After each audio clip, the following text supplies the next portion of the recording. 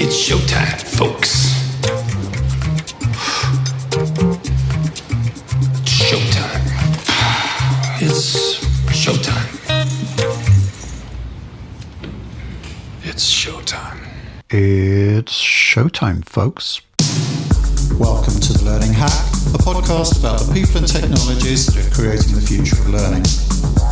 I'm John Helmer. Now guess what? Learning is cool. Learning is cool. I'm learning. Learning is fun. Knowledge is power. Knowledge. Education.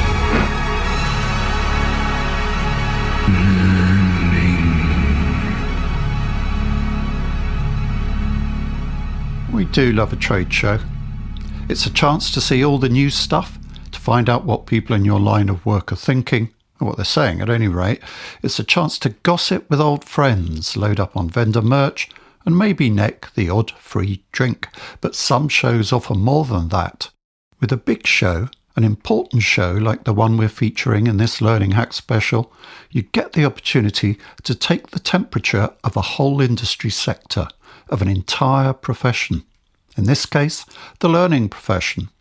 Kate Fitzgerald, Head of Fact, do your facty thing, please. Hack facts. Learning Technologies London is Europe's leading showcase of organisational learning and the technology used to support learning at work. With over 11,000 attendees from 50 different countries, a world-leading conference, 200 unmissable seminars and 200 international exhibitors, it continues to grow in importance, value and attendance year after year. So, a significant show, and one that celebrated 25 years of existence this April. I've been coming to it for all that time, and what did I find this year?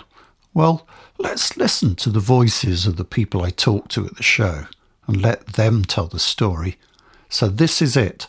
Learning Technologies, London 2024, showtime.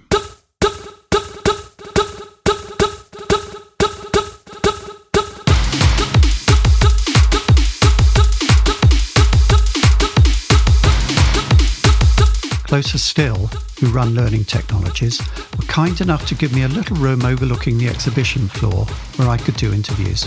So I dragged in a mix of people to talk to, and what a rich mix it was. The analyst, the ingenue, the philosopher, the CLO, the keynoter, the vendor, the budget holder, and the pirate, yarr.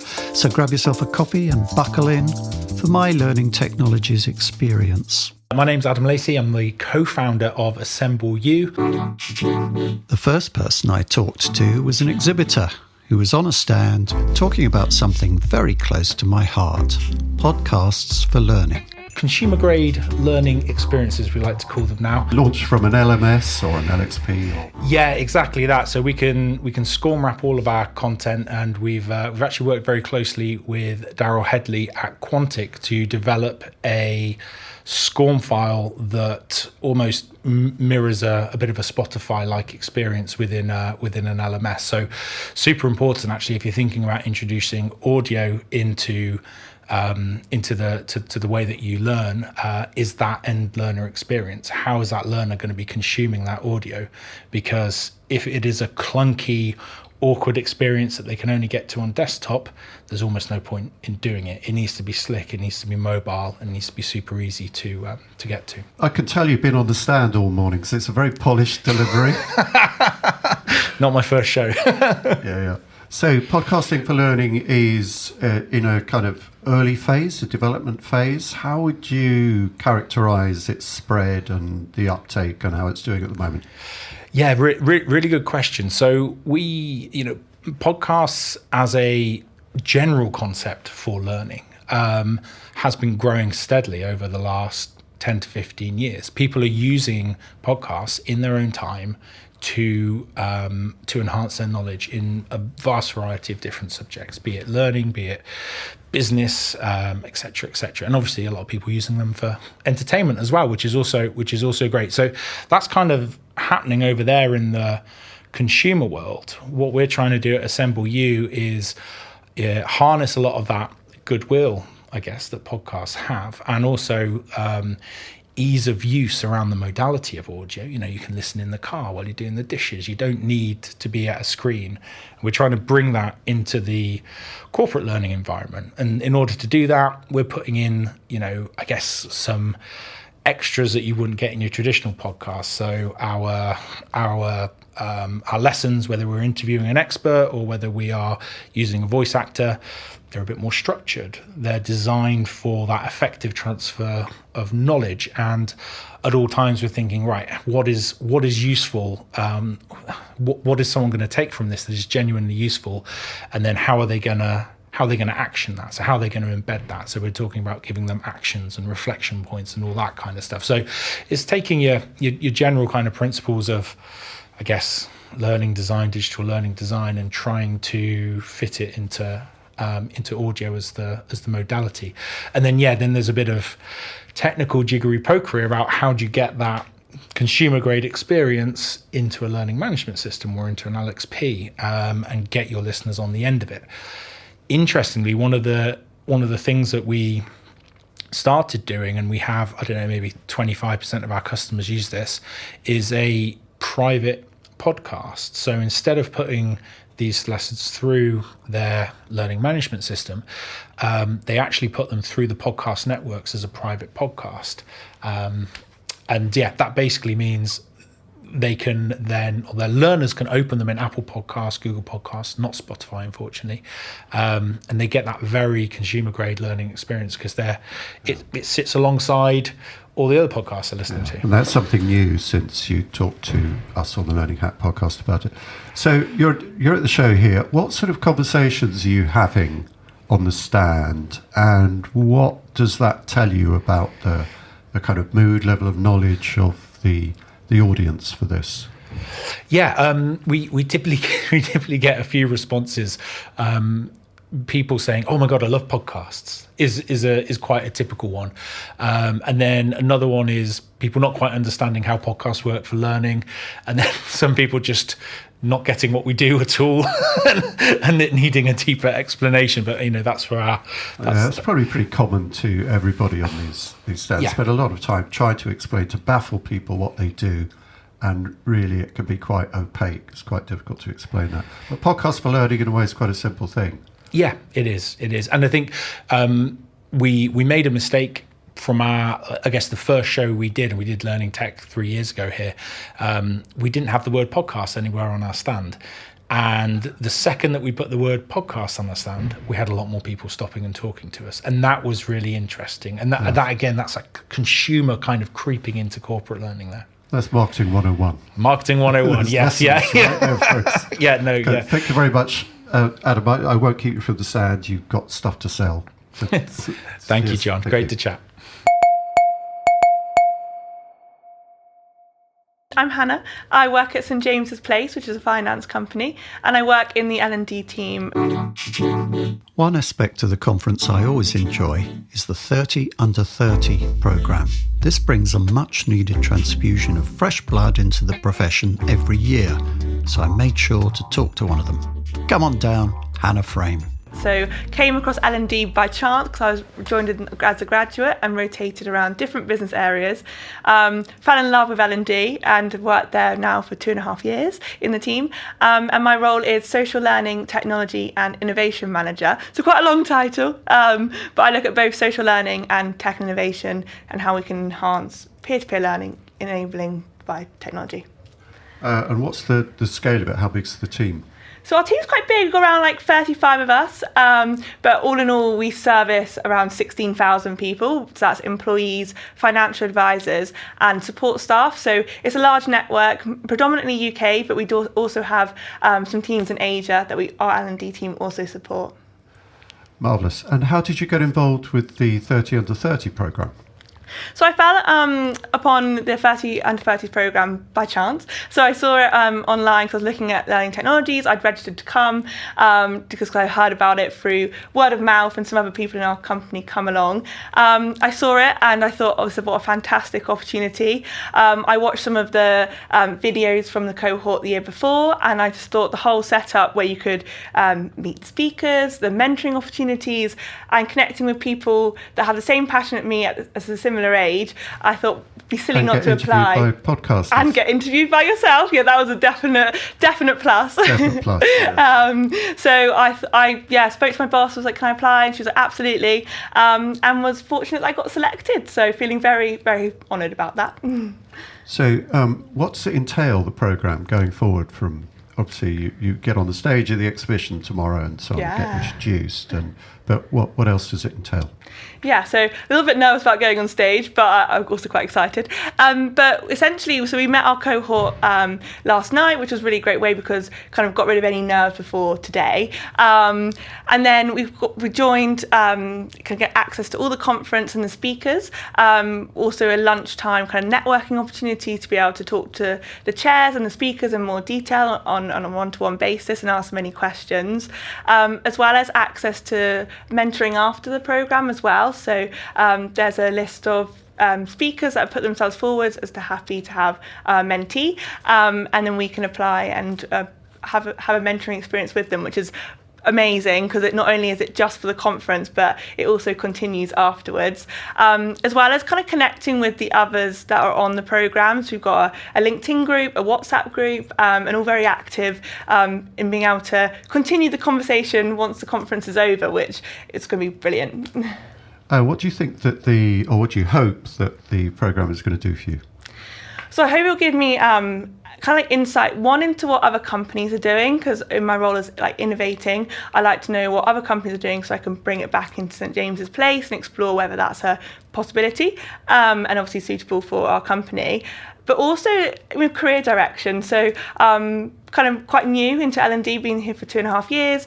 I am doing a qualification at the moment in becoming an L&D business partner / consultant. So interested to kind of connect with people to find out more around the consulting side of things, to see if that is a path I'd like to go down, as well as just kind of great exposure in boosting my profile as I start out on my journey in L&D. I know L&D is where I want to be, and I would love to be a future leader in this space. So being able to raise my profile from such a kind of like starting out on my career is a fantastic opportunity.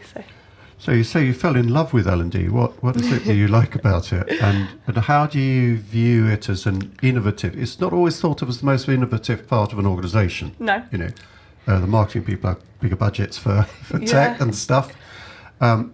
What do you feel about the innovation within the industry as you see it? As a, I hate to stereotype, but as a younger person, we're all assuming you've all got tech coming out of your ears as people who, it was invented during our lifetimes. Yeah, so I'm quite fortunate that our team in L&D for SJP is very innovative. So we went through quite a transformative journey, which was came along by COVID, but we do a lot in the immersive technology space. So I've been really fortunate that my experience of L&D has been from bringing in virtual reality, bringing in AI, working from the very beginning to create these experiences that we have, as well as being able to bring in some other suppliers that have been able to support us on our journey, including being able to build a bespoke learning platform with the likes of Hula, who, again, because we can shape the roadmap, it means that we can be as innovative as we want and focus on the needs of the business. So we did a lot of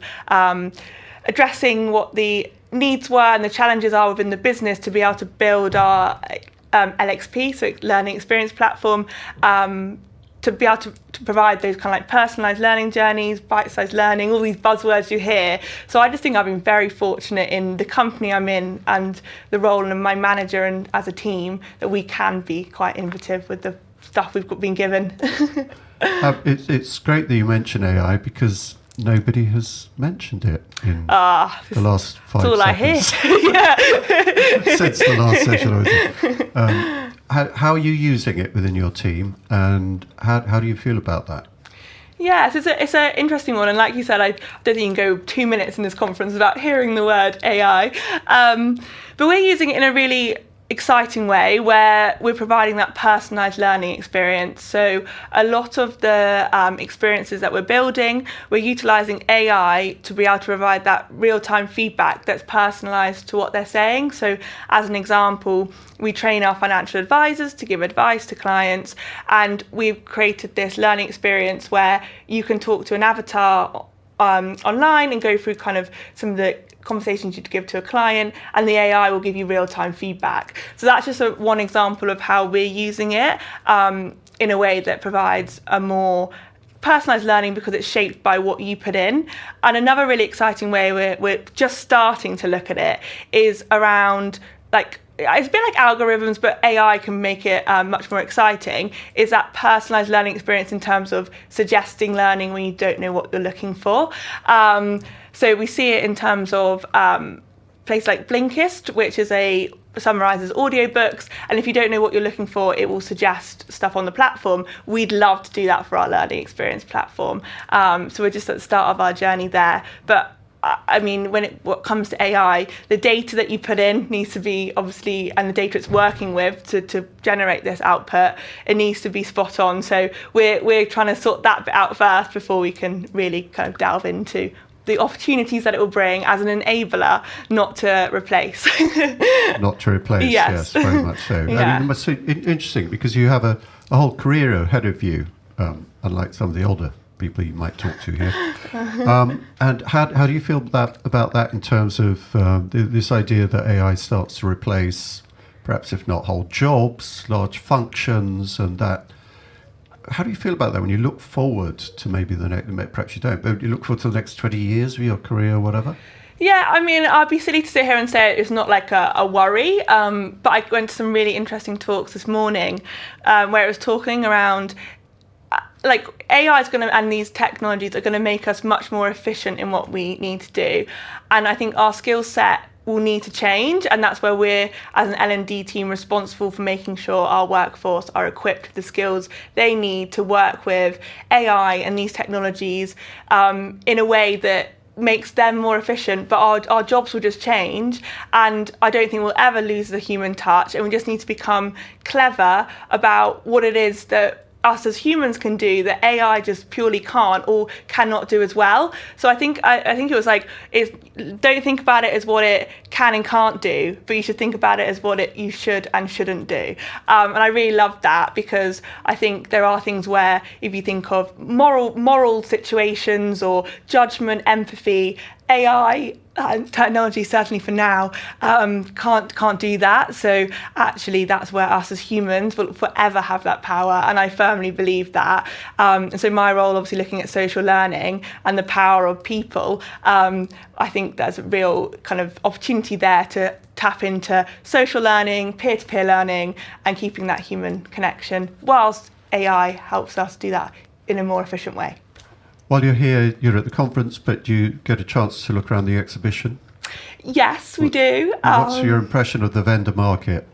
I mean, there's a lot, isn't there? That is definitely, there's a lot that all seem to be doing the same thing, but maybe slightly different, which is fantastic, and it's great. There's so many suppliers and vendors out there, but it can be overwhelming, and I think it links back to knowing what your business needs are and what your people need, your employees need, and being able to then find vendors and solutions that fit the problem that you have, because it's very easy to get very excited by some of the kind of offerings out there. I certainly get very excited, and I'll go back to my team and say, I found this, but actually we don't need that.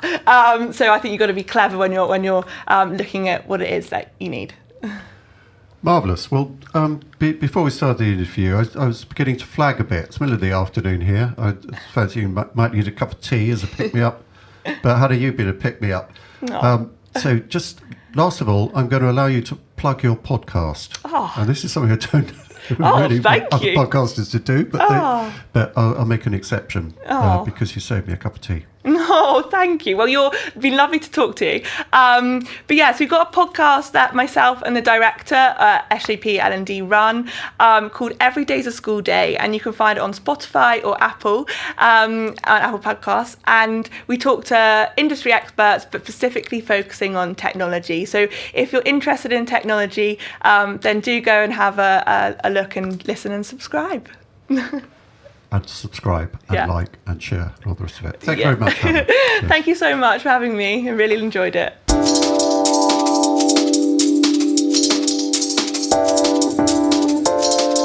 I ran into a number of past podcast guests at the show, one of them being Julian Stodd, who I met on the exhibition floor and dragged in for a chat. He's an author, a strategic learning consultant, and winner of the LPI's Colin Corder Award for Services to Learning. I asked him what he looked for in shows like this. You are an expert in learning and very interested in people, and you think very deeply in your books and so on. And you come to this cattle shed of commerce. I'm really interested to learn what do you look for in a show like this? Well, I'm not sure I'm an expert in anything, but I'm certainly curious about stuff. And part of that curiosity is in meeting people. And so really, these events for me are, of course, all about the people. And the space, I always think of these spaces a little bit like the medieval fairground. It's the field on the edge of the village that's empty all year, except once or twice a year when the fair comes into town and people get together. So for me, this is the fairground. You know, we've all come together. It's a chance to catch up with people, engage in ideas, and also to be a little bit engaged in difference, you know, to find ideas that you disagree with or aren't sure about. So I kind of like it like that. It's a bustling fairground. So I tend to see it. That's interesting. It puts him in an interesting historical context, I think, because, of course, you know, markets would have been markets of ideas as well. You know, markets would have passed down trade routes and so on. So if that's what you look for, is that what you're finding in this exhibition today? Tell me about what you've seen or what you've heard. Well, yeah, that's interesting. I mean, how honest an answer would you like? Completely honest. So, completely honest. Well, at least nobody's going to hear our conversation, John. So, I think what I see is that there are a lot of ideas floating around in the learning space at the moment, and many of them, of course, are prefaced by those two letters of AI, which are a little bit totemic. And the language of generative artificial intelligence has become so pervasive so fast that I think we've removed people's permission to say, you know what, I'm not really quite sure. So they're absolutely sure they don't want to feel like an idiot, but they have very little permission to say, you know, can we have a basic conversation about it? And that's the kind of missing gap for me. There's all sorts of sort of overwhelming expertise in case studies, and there's all sorts of overwhelming products and commercial perspectives, but there isn't the slightly quieter, reflective space which says, you know, I'm a professional, I know my practice, and I'm curious, but I would like to gently get into these ideas in a kind of learning space rather than what can feel like a performance space. So that's the thing that's sort of missing. I failed to answer your question. I've told you the thing that's missing rather than the thing that is here. Yeah. You know, more broadly, I notice, I often find this when I walk around these spaces, is that there is such a lot of language about almost sort of self-rationalization. So the answer to, or the solution to, and it reminds me that there should also be a humility in practice. It's okay, as you know, my work is held in a principle of working out loud, of being sometimes quite uncertain and quite often wrong. And, you know, that's a space that's maybe missing here as well. Yeah, so as a person with a marketing background, that's the type of thing. That's the way that marketing doesn't speak, is humility, or, well, I might be wrong. Now, after 14 years, I can't realise put I'm that doing on it wrong. Stand, in kind of letters 10 feet high. I'm looking out the window now, and I can see all these huge kind of temples of stands, which at one point I would have been instrumental in putting up. What kind of conversations have you had that have struck you as interesting? Particular conversations that struck you as interesting or odd or enlightening or unenlightening? I've had some really great conversations today. So Laura Overton, somebody who I'm sure is on friend of the podcast. Your radar.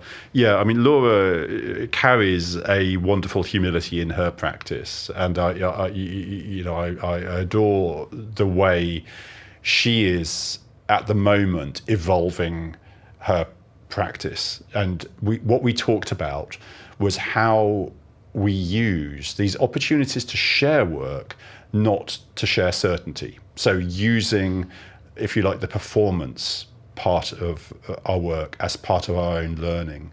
And she's being very deliberate in that at the moment, in terms of sharing early stage ideas, gathering the feedback, using it to change her thinking.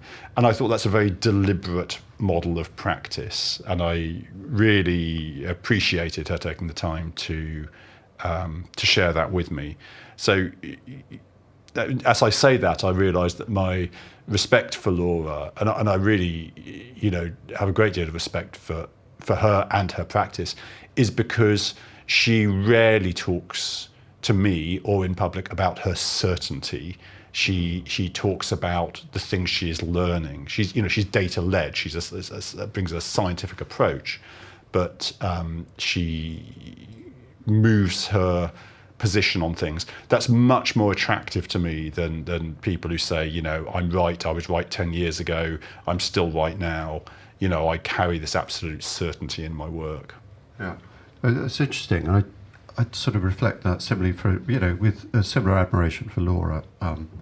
In a different way, is that the people I tend to value in these sort of events are the people who've got data. So people like Laura, it goes way back with the studies that she's done with Towards Maturity and so on, which is an ongoing study now. She's not necessarily associated with it, but she's always been very data-led. Dani Johnson, who we'll be talking to, and so on. They haven't just got language, and of course the Fosway people, they haven't just got language, they've got... it sounds a bit reductive and a bit, left brain to say, harp on about data all the time, but it is an empirical it's an observation of what they've seen rather than more language.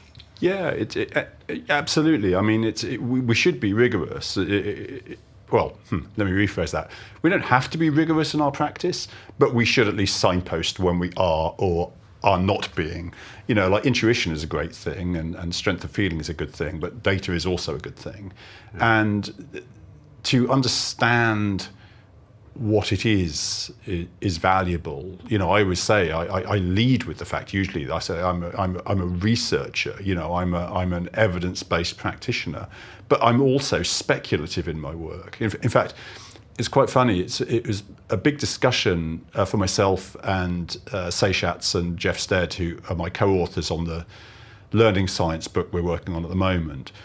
And I said to them, I want us to be speculative. I don't just want to write the book which says, here is the evidence and this is what the research says. Like, I want that. But then I want to say, and this is where it carries my thinking. So it's okay as long as you signpost it. When I wrote the blog today, I got 2/3. It's a really long post today because I had a long train journey. I got about 2/3 of the way through it, and I said, and now I'm moving into speculation. So you can choose to engage with that or not. And I think that's perfectly okay. From all good bookshops, folks. It will be when it's out, when we finish the darn thing. Oh, where are you still working on it? Yeah. Engines of Engagement is out. The curious book about generative AI is out. That was our distraction. Yeah. The learning science book, which has an interesting history to it, is still a work in progress, hopefully at the end of the year. Lovely. Well, I hope you'll come on the podcast and tell us all about it when it does come out. And I'm going to sort of signal that I'm being rigorous here in saying that I could easily talk to you for another hour or so, but we have to keep these short. Thank you very much, Julian. Thanks, John. For your reflections. Well, my name's Paul Matthews. I founded People Alchemy, it's 25 years ago now, actually, coming up to an anniversary, which is amazing. And we do learning software and learning transfer, and I've written a few books in the L&D field. So, Born and raised on a farm in New Zealand, Paul takes a very practical, no-nonsense approach with a focus on learning, transfer and performance. And you've appeared on the Learning Hack podcast. We had a very good episode with you a while back, so people can look that up.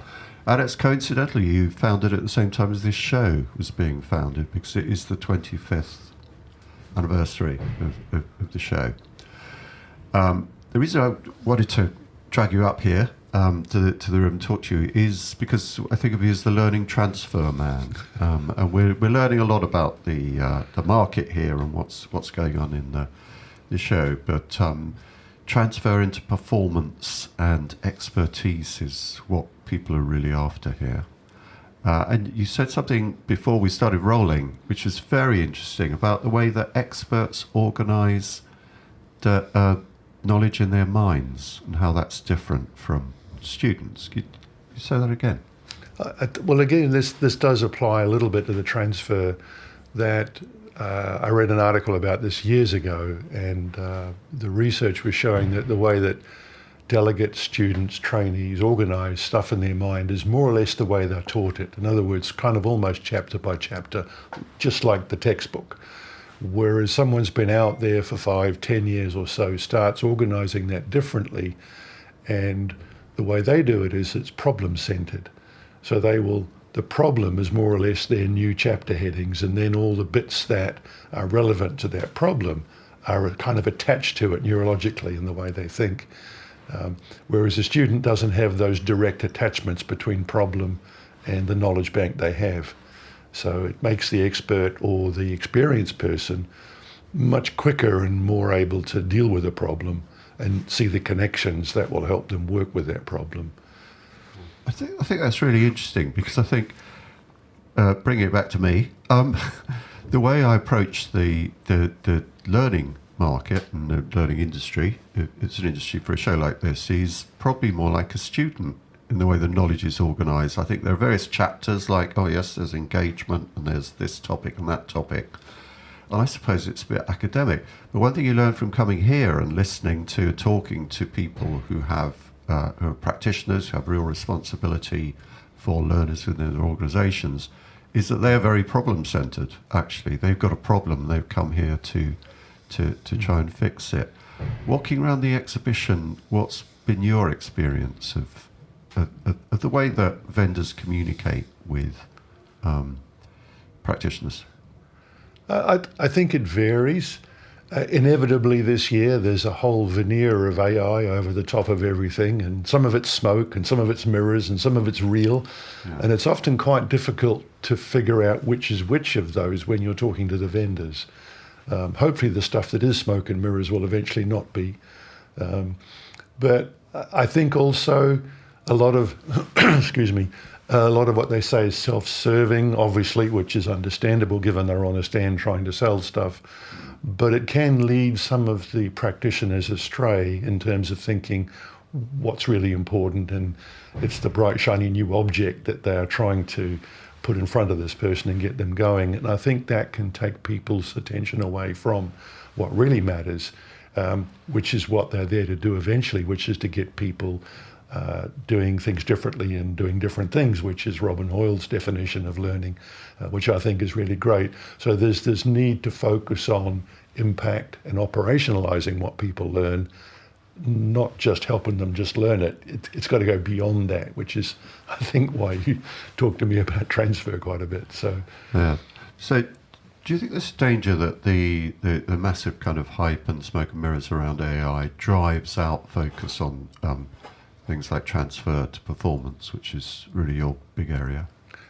I've actually heard very little talking about transfer from an AI perspective. It's focused on content creation, on designing learning outcomes, and there's a lot of things there, but not a heck of a lot on beyond that.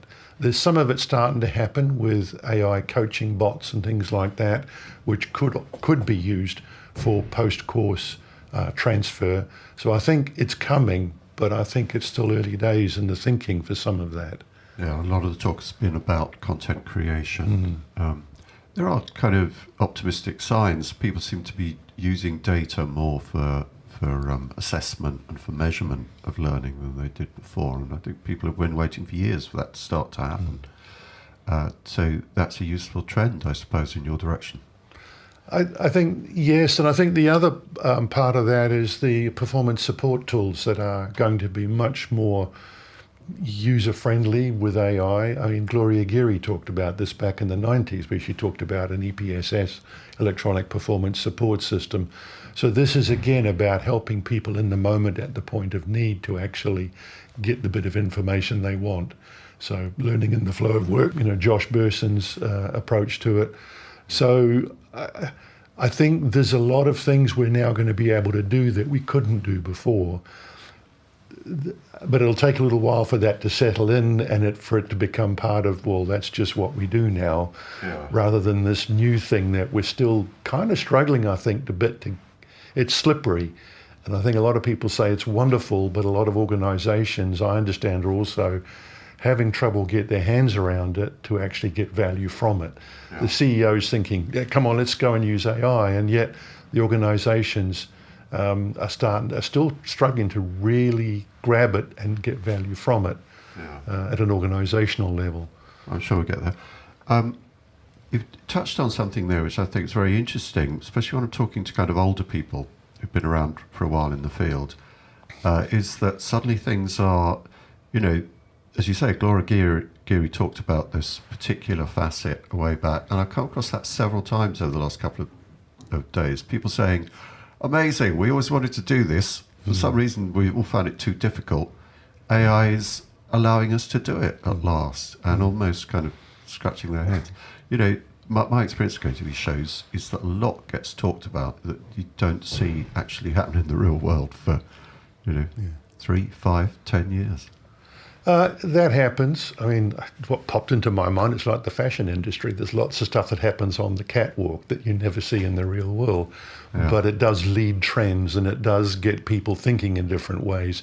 And that's the benefit of this kind of leading edge stuff. Whether that leading edge stuff is right to go into production in a real-time environment is a different story. Yeah, the catwalk metaphor there is so true. So as we're limited for time, I'm going to have to let you get back to the fashionable and glamorous catwalk world of learning technologies. Thank you very much. All right, great. Thanks, John.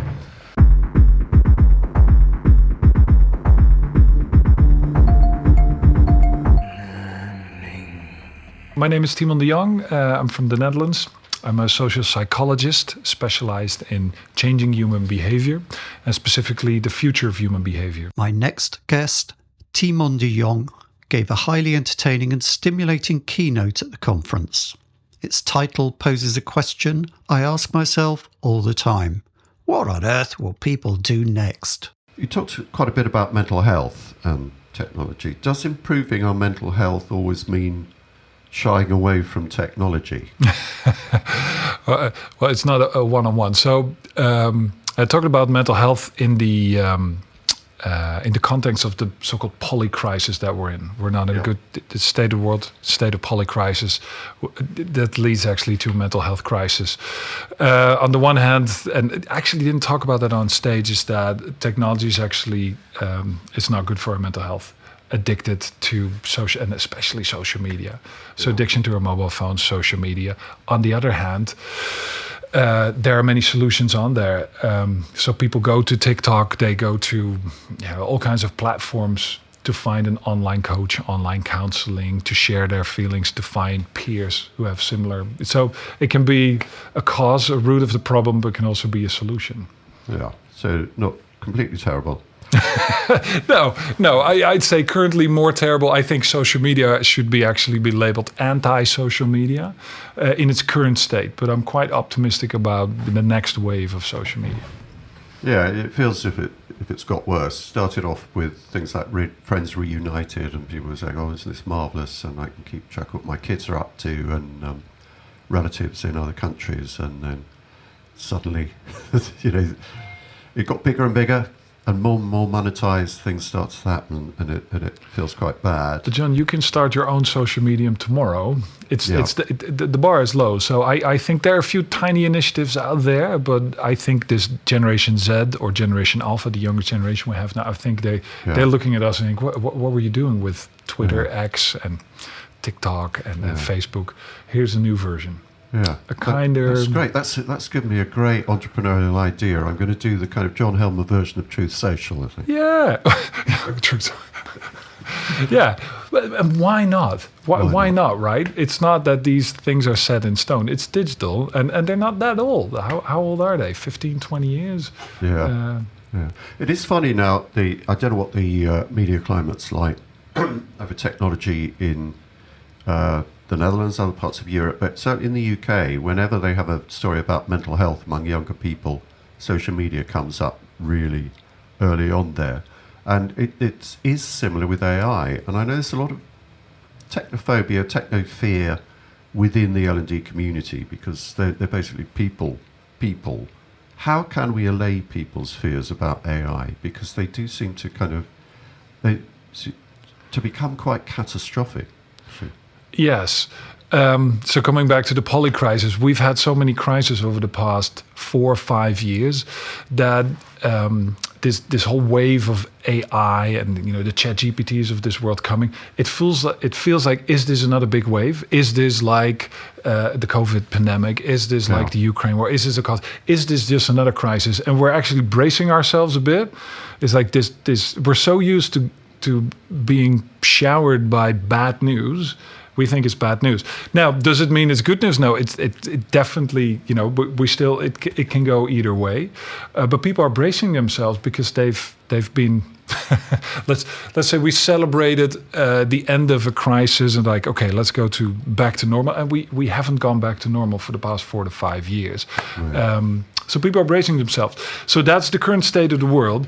And then you have the technophobia, automation, anxiety, etc. We've known this for over 100 years. If there's a new technology, majority of people emotionally say no to it. But try to say that in an environment like this, learning technologies. If you say that in an organization, don't like it, don't trust it, we're not going to use it. You say I'm a dinosaur, right? Because here it's AI. Oh yes, AI. People rationally have to say I like it, I love it, because you want to be a future-focused digital professional, right? Yeah. Embracing the future, embracing the next big thing. So you're putting yourself outside of the organization and outside of the now and the future, and that's very hard to do. But a lot of people feel, but they don't say it. And then you get a weird dynamic in organizations where people say, oh, great, AI for learning, great. But they actually, what they feel from the inside is the opposite. So they're kind of acting rather than... Sometimes it's subconscious, but this is one of the reasons why many innovations fail. Yes. Because they say one thing, feel the other, and then when you start developing, rolling it out, it's... Right. And that's not even talking about the learners. It's just the people, who develop this, work with it. Yes, and even on the vendor side as well. 100%. Yes, it's interesting. So are you in here? Automation anxiety when it comes to AI? Where do you stand? I tend to be quite sceptical about it. You talked about the Y2K bug, for that older people know about. The year 2000, all the computers were going to melt down, and the civilizations we know fighting in the streets. People started building bunkers and things. I was sceptical about that at the time, I have to admit. I think maybe I'm just too cynical. But but then, so you were not scared then? No. Okay, but a little bit now. I think the things that really frighten me are more geopolitics and potential Third World War. Yeah, I'm with you there. I think we're going to wipe ourselves out before AI will do that. Yeah. So and same for the climate, by the way. I also think a lot of OpenAI. I was reading an article in the FT this morning about how OpenAI is a misnomer. It's not at all open. None of the AI systems are that open. There are some open source systems like the Grok and so on, and the Meta one, but they are still kind of tightly limited. People are very aware of. But what a brilliant name, OpenAI. Yeah. Social media, what a brilliant name. Yeah. A trust fund or trust fund, what a brilliant name. Yeah, Truth Social. It's like, yeah, it's the names are brilliant. Yes. It's the branding. So going back on that, what advice would you say to L&D, heads of L&D and so on, who have teams and they want to allay the fears of AI and so on, and other tech as well? What practical advice would you give them about how to do that? Well, the first most important thing is, so if you have a team, you have to find out how do you feel about this new technology. So say, AI is coming in, what do we feel? If you have the rational conversation, everyone says, yes, it's the future, because that's in the newspapers every day. So you need to have a conversation how people really feel. If you ask them straight up front, most people will say, no, I'm enthusiastic. So there are a few ways you can go about it. So practical one is to actually discuss a piece of AI or a piece of new technology that's going on that's not related to the business. So, for example, self-driving cars, which is not it's not related to learning technology, or I talked about cryptocurrencies. So take something there, have a conversation about the emotions there. It's not related to the business, so people will open up and just start talking about their fears and the worries and about other people embracing it too fast, and you have this whole conversation about the emotional side of new technology, and then a meeting leader should say, "Brace the gap now." We'll slowly go, you can have an in-between where we can say, all right, now let's talk about the technology at hand. But because the first 10 minutes, 30 minutes were very open, people then say, but how does this, so you're fearful of crypto, you're fearful of a self-driving car because of ethical concerns. Yeah. How does this translate to the AI that we might roll out? And then you can't go back to, oh no, it's great, because you had that whole open emotional conversation before. Yeah. So this is I call it a trick way. It's an indirect way of approaching the emotional side of tech. And I've done this with groups. It works extremely well. Yes. Especially psychologists are so sneaky, folks. But I think that's sneaky in a good way. I know it's good. No, we're helping. No, just sneaky. It's we're helping people. We're helping people open up, and everyone benefits. Yeah. But then it's like, where are we? And then you can still find people that say no. And then it's the question, all right, so what's holding? Is it a fear that is going to wipe us out? Is it a fear that you will lose your job? Right? Where's the fear? Where's the uncertainty? Where's the anxiety? And that differs from person to person. And if it's like, I'm going to lose my job, then as an organization, you have to address that in a different way. And then this is going to wipe the whole society out. That's a different kind of fear. So there's not a one-size-fits-all solution for your team and the worries that might live there. Yeah, I think that's really useful advice. Bit of a change of subject, really.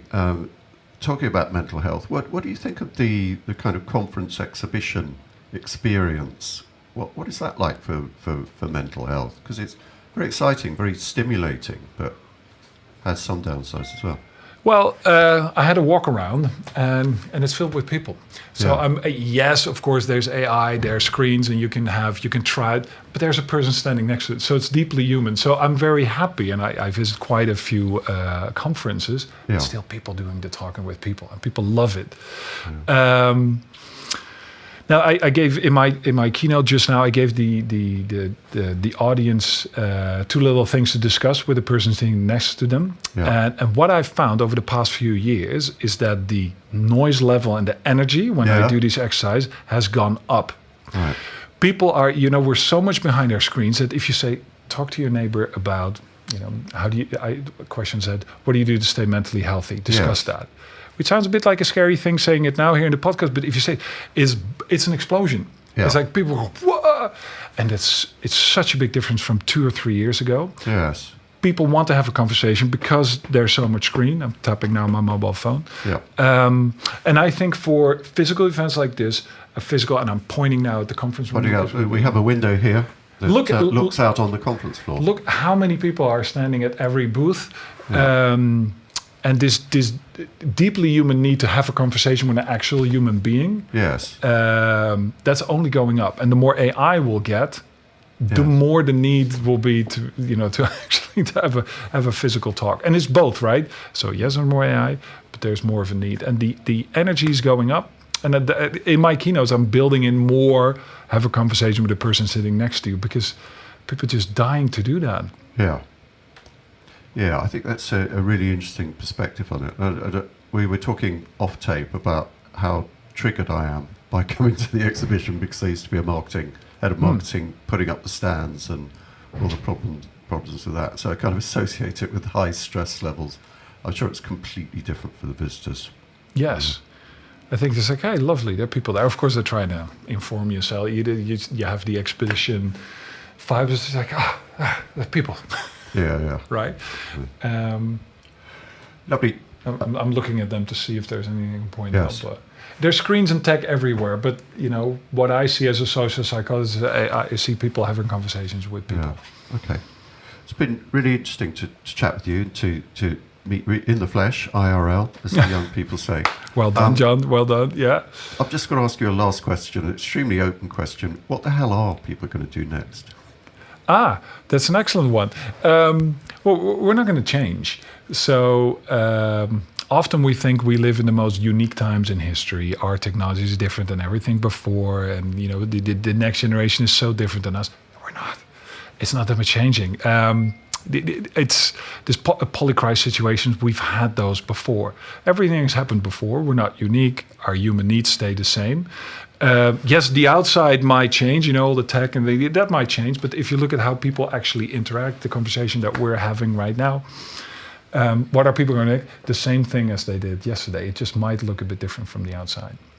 On that bombshell, thank you very much, Tim. Thanks, John. Appreciate it. Yarr. Hoisting the skull and crossbones on the starboard bow was the learning pirate herself, Lauren Waldman. But though piracy might be her calling card, Lauren's real area of expertise is not plunder and booty so much as neurons and synapses, in other words, the brain, and how the brain learns. The biggest issue that we have is that we take the brain for granted. And that's because we were never really taught about it before. And so while technology is moving at the speed of light and we're adapting our new behaviors and we're using these tools, we're still not being discerning enough because we haven't really learned the fundamental underlying skills of how is it that we're learning and how is it that we are creating a memory to best use all of these technologies. To be fair, I suppose we do know more about the brain than we did certainly when I went to school. So that knowledge is coming on leaps and bounds, I think. It is, and I know that this might be a slightly unfair question considering that, one of the biggest problems about getting the research and the science into the industry is the lack of translators and practitioners like myself. But, when I can go onto the conference floor and ask, I'd say a good 90% of the vendors how their solution is helping to create a memory in a human brain, and they don't know the answer to that. Yes. Then that, to me, is a fundamental problem, because then we've also got designers who might not know how to use that solution to the best of its ability. Yeah. Well, we're trying to make that better, one podcast episode of Great Minds are Learning at a time. Obviously, it's slow to spread. I mean, to some degree, it has seeped into the consciousness, isn't it? I mean, all the time you hear people throwing around terms like dopamine and cortisol and this part of the brain does this and so on. That's in the popular discourse. Is it a problem, though, that a lot of this is kind of, to use an old English expression, neurobollocks? It's 1 million. Oh, my colleague Joseph Dublin just absolutely loves that.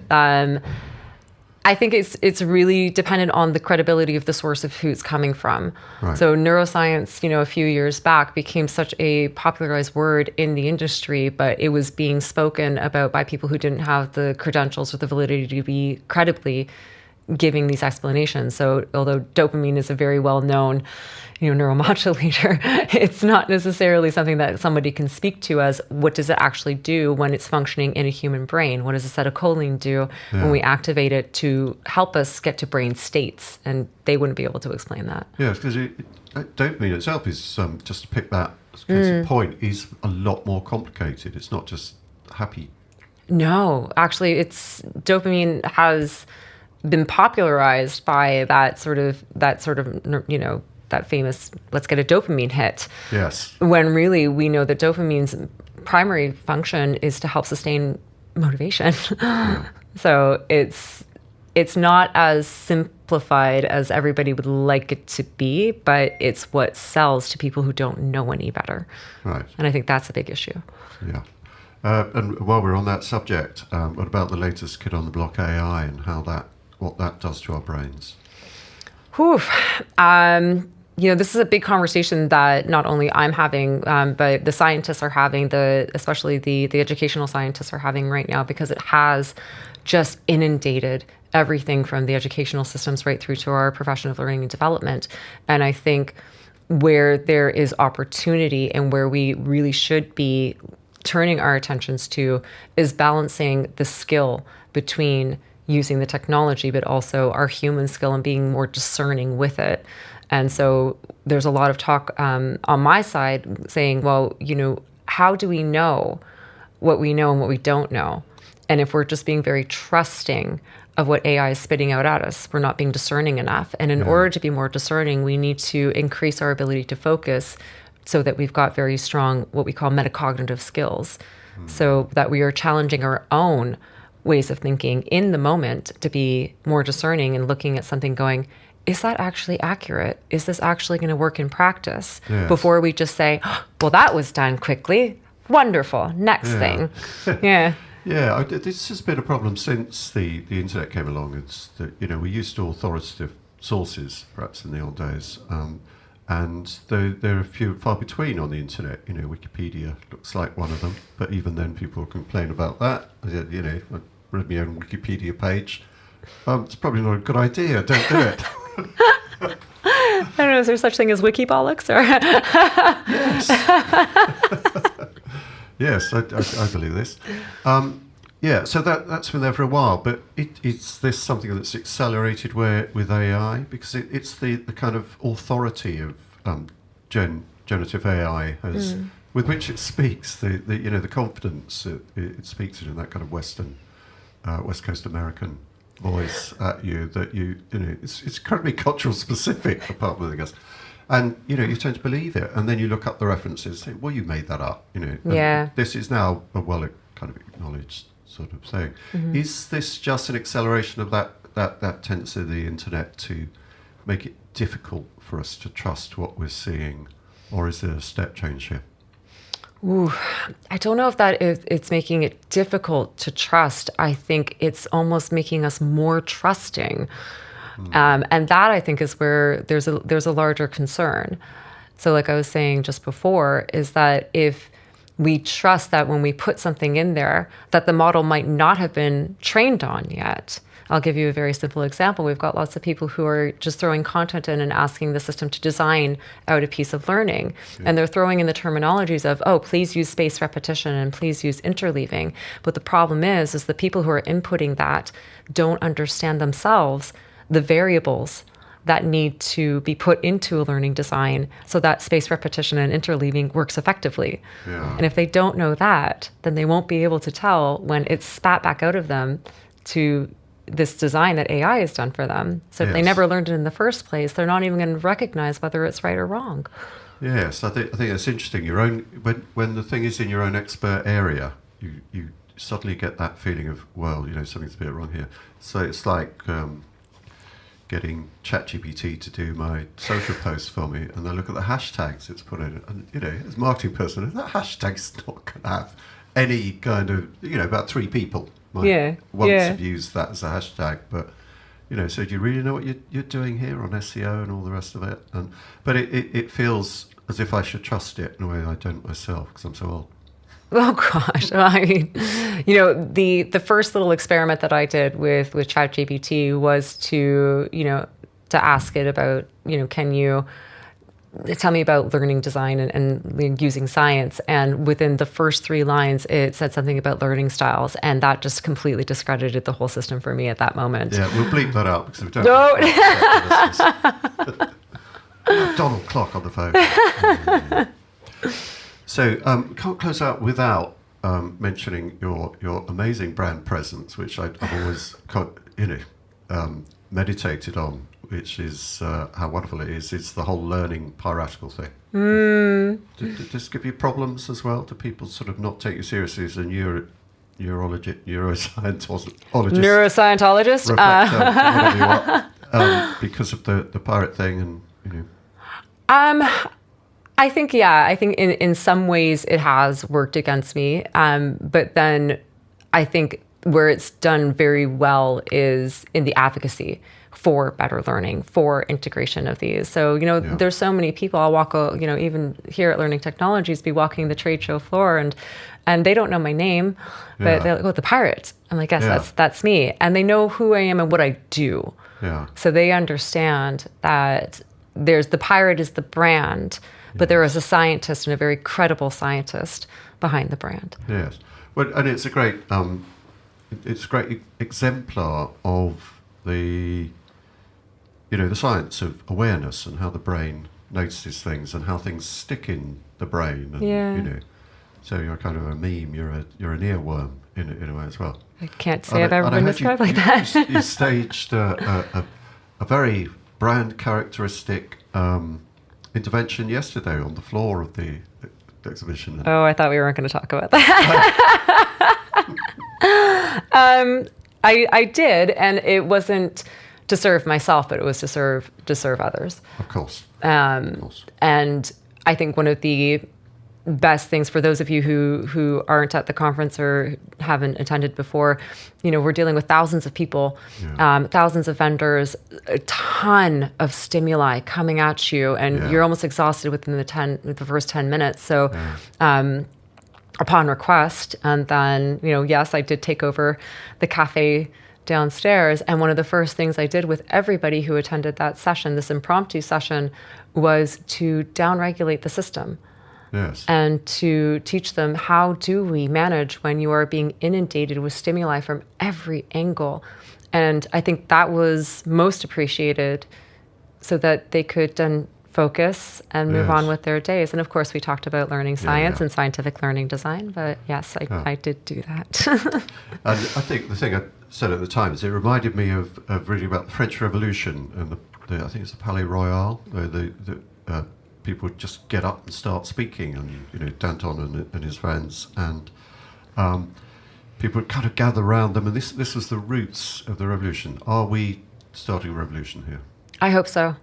Yeah. I really do. I think there's another very large conference that's going to be happening in North America next month, and there was a similarly acknowledged Learning Technologies. Granted, we are a technology conference, but when out of 100%, you've only got 10% of sessions that are actually dealing with human learning, then yes, we have a problem. And I think that is, if nothing else, a good call for a learning revolution.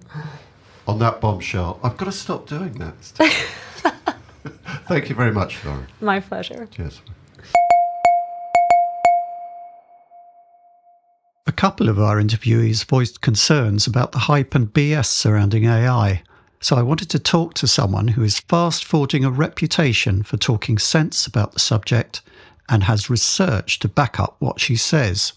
Egle Vinauskaite heads a learning innovation studio called Nodes and is a founder member of the AI Learning Collective. I asked what had changed in the fast-moving world of AI since she last appeared on the podcast 5 months ago. In terms of what's happening in L&D, about half a year ago, there were very few people or organizations that were using AI in any meaningful way aside from just doing this and that. And some of them were experimenting. Right now, a few more organizations are moving into this pilot experimentation stage, but it's not a wholesale change by any means. Yeah. And you've been compiling use cases, which is there's a lot of focus on that. People are really pleased to see that happening, I think. You shared some in your session. Can you kind of encapsulate for us in 25 words or less what you brought to the conference, what you said to people this morning? So I talked about the report that Donald Taylor and myself published just a few days ago. And we had done an online survey where we asked people in L&D how they're using AI to understand how that, exactly your question, how that changed since the last time we asked them this. And it showed, unsurprisingly, that still the majority of use cases in L&D are very strongly in the content corner, meaning learning design tasks, which are mostly content outlines, give me some ideas for learning activities, content, text, image, audio, video, that sort of thing. Yeah, and researching the content. Yeah, and researching the content, yeah, yes. And translation as well. Oh, and translations. Yeah, it wasn't in the top 3, but it was visible. It was very popular. As we moved further down your graph to things that people are doing but doing much less or not doing at all, what sort of uses were there? Yeah, so that was quite surprising in a way because we hear a lot of talk about skills-based organizations, about skills-based talent management, about perhaps now using data-informed decision-making in L&D. But when we looked into how many people are actually doing that, that was not very many. There were a few dozen at best. Yeah, I've seen, while I've been at the show, I've seen some LinkedIn posts where people have been walking around saying, this is terrible, everybody's just using it for content and nobody's doing the complicated stuff, and a lot of kind of, rather judgmental kind of posts about that. But what I really liked about your presentation was you gave the reason for that. Do you want to talk a bit more about that? It's the complexity spectrum. Yeah, complexity scale. Complexity scale, yeah. Not spectrum. Sure. So when I looked at all of these use cases, and then I started speaking with various organizations, bigger and smaller, about how they're using AI, I was trying to understand how is it that, how come we are stuck mostly in the content sphere, and there are all of these more exciting, more innovative, more arguably powerful and meaningful AI use cases, and why that's not happening. Like performance support is one of them. And what I realized is that there is a scale from simple AI implementation to a sophisticated AI implementation, meaning on the simple side, if you can imagine a scale which is going from left to right, and on the far left you have things like admin tasks, and if you you have things like content development, and the reason they are being adopted very quickly is because L&D doesn't need any extra skills or resources beyond your little friend ChatGPT to do that. You don't have to go and ask anyone else in the organization about it. You don't have to ring up a supplier. You just fire up ChatGPT. Exactly. And you can do that in your silo and do some little tweaks here and there. It's pretty much tactical stuff, very much. And then on the right side, the further right you go, the more additional skills and resources and relationships that L&D needs to have to make these more sophisticated AI uses happen. Right.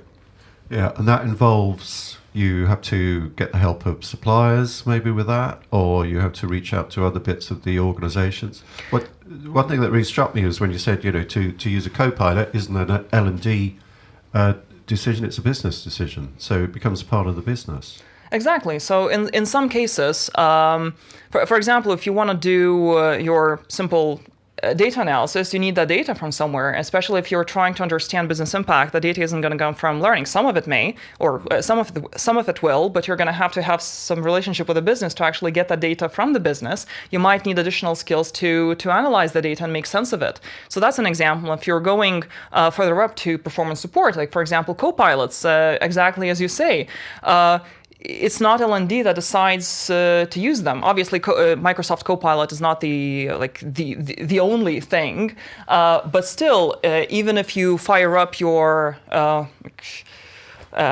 say another say vendor AI assistant, it still needs to plug into your organizational data knowledge base, which is a decision which is not made by L&D. Yeah, and there are kind of gatekeepers for that data and so on. So based on what you've seen and what you presented today, what would you expect to see over the next, say we'd come back to the show this time next year, which perhaps we will, what would you expect to have happened by then? Hostage fortune here. Yeah, I don't think that something transformational is going to happen in the next year. I think what's going to happen is hopefully we're going to have more case studies and we can start talking about what are the best practices, because right now we don't have any best practices of using AI in L&D. Right now we have examples of how people use it. We don't, in many cases, we don't know if they work. We just know that it is possible and someone has done it. Yeah. So hopefully more organizations would have moved from not using it or using it for very simple things to perhaps running a more sophisticated pilot, perhaps collaborating with the rest of the business. But I'm not expecting a huge scale of that happening. It would be interesting to see whether the kind of noise around AI dies down, because at the moment it's very noisy. There's a lot of noise, a lot of blather, to be quite honest. And vendor marketing departments come into this, but also people who speak at conferences and so on. Do you think that there are any dangers in the amount of hype and noise and BS around it? Definitely. And there's quite literal noise because we're recording this next to an exhibition floor. Yeah. The problem with AI hype is that it is a kind of technology that it is, just like any piece of technology, it is agnostic, as in it can be used for something that is positive or something that is negative, something that is useful, something that just creates trash, pretty much.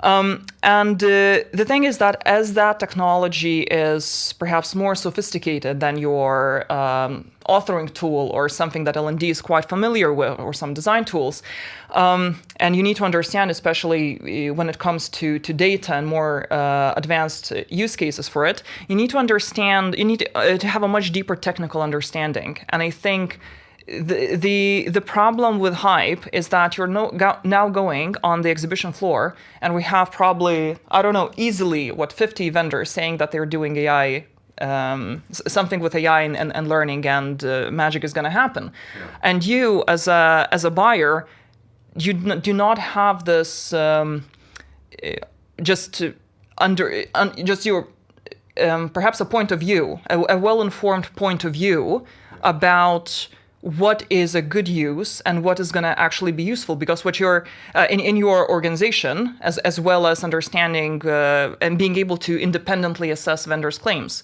So I think that is where the danger is, because now everything is about we're using AI and we're making magic happen, it's going to solve all of your problems, which is not helpful. Yes, I think it's something that Marcus says is that the vendor proposition tends to be use AI and we can automate this and it will be done automatically, and he says no system does anything automatically. Oh yeah, I really like that. I thought that was really interesting. Yeah, and I was thinking about my own uses of AI, and I'm just thinking, okay, I saved about 10% of me time in doing this bit of the workflow with ChatGPT. If only I could get it to kind of walk across the room and press that button and do that thing, then it really would kind of happen on its own. But that thing of instantiating it into the real world, of making connections with one system and another, with various proprietors, sort of bits of kit, and there are so many walled gardens around. That all gets quite difficult still. Yeah, and I think another problem is that a lot of people try to automate instead of enhance with AI, which is a problem because, first of all, AI right now, in many cases, AI cannot deliver like a full, learning design or a written piece of content to the level that someone who's very experienced in that can do. Yeah. But that's the expectation, and then of course the expectation isn't met, and then people just stop using it. And I think the way to go about it is to understand that the goal is not to take you out of the process. It is using it, working with it. I could ask you, just to close out, a question that I've asked other people as well, which is how do you think we deal with the tendency towards techno-fear in people industries, as it were, like L&D, HR, very much people. There is some kind of lingering techno-fear that, well, not just lingering, it's really quite palpable in some circumstances. What's the best way to kind of allay that within your organisation, do you think, when it comes to AI? In L&D or generally in the broader organization? In L&D, I think. Yeah, in L&D. I think there is no going around actually using technology and being fluent with it, because if you're fearful of technology, the technology is going to get increasingly more sophisticated, so it's not going to get better. So you just need to bite the bullet, essentially.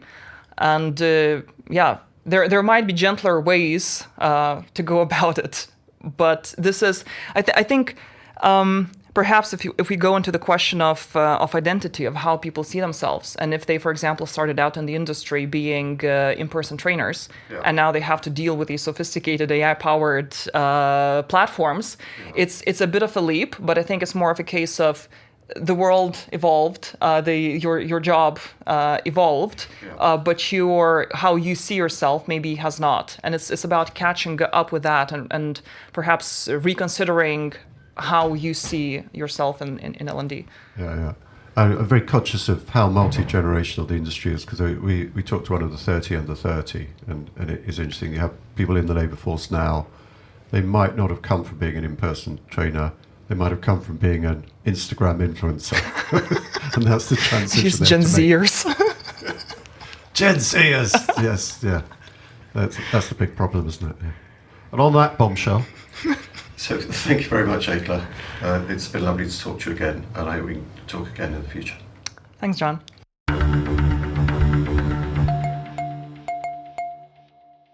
I was lucky enough to be able to talk to two of my favourite analysts in the learning technologies space, starting with Dani Johnson of Red Thread.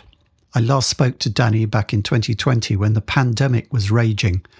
I asked her now what had happened in learning technologies since then. Well, during the pandemic, we know that everybody started investing in learning tech. We saw a huge spike in venture capital money, as well as in organizations that were investing in learning tech. And I think that was a reaction to, oh my goodness, they're not in a room anymore with us. We've got to figure out how to do that. Since the pandemic ended, some of that has evened out just a little bit. But at the same time, new conversations have come in that have upheld it. It's still not as, frenetic as it was during the pandemic, but new conversations, especially those on skills and quantifying ability and those types of things, have introduced all kinds of new ways of thinking about learning and how we do it.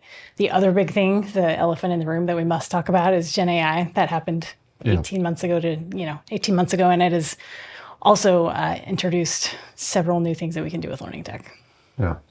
And the unexpected theme for me of your talk was optimism, and optimism in a particular area around kind of evaluation and measurement of learning and use of data. Mm-hmm. People have been saying at this conference for years, we've got to do more of this, and every year you come back, they haven't done it. Yeah. And now they have. And, there were kind of visible gasps from some of the older members of the audience. Can you talk about that now? Yeah. So just to be clear, I'm not sure that all organizations are doing it, but we're more enabled to be able to do it than we ever have been before because of the technology and the ways that vendors are looking at this thing. Yeah. I think a couple of interesting things are happening. First of all, data has become very important to organizations, and more leaders are making decisions based on data rather than the good old gut check. And because of that, it is forcing L&D to think a little bit differently about what's going on there. One of the other things that is happening is that L&D is being pulled into the rest of the organization. So for a long time, it was kind of a silo sitting on the side of the company. And now, because the conversation about employee experience is tied to performance and tied to talent acquisition and tied to talent management and all those things, the trend is toward one conversation instead of 6 different conversations. And because that's true, the technology and the data associated with that also needs to integrate and be interoperable, as well as share data to make everything work the way that it should. So how will that look in practical terms in an organisation, and how L&D sits in an organisation? How will it feel different? I think one of the challenges that L&D has always had is they are fairly insular in the way that they do things. They speak a different language. They tend to measure things that the rest of the organization doesn't care about. Those types of things are still existing, but we're starting to see sort of a groundswell of support to do that differently. We're also seeing new voices come into L&D. Yeah. So whereas before people came up through the ranks, we're seeing many more marketing people and operations people see learning and the potential that learning has to really sort of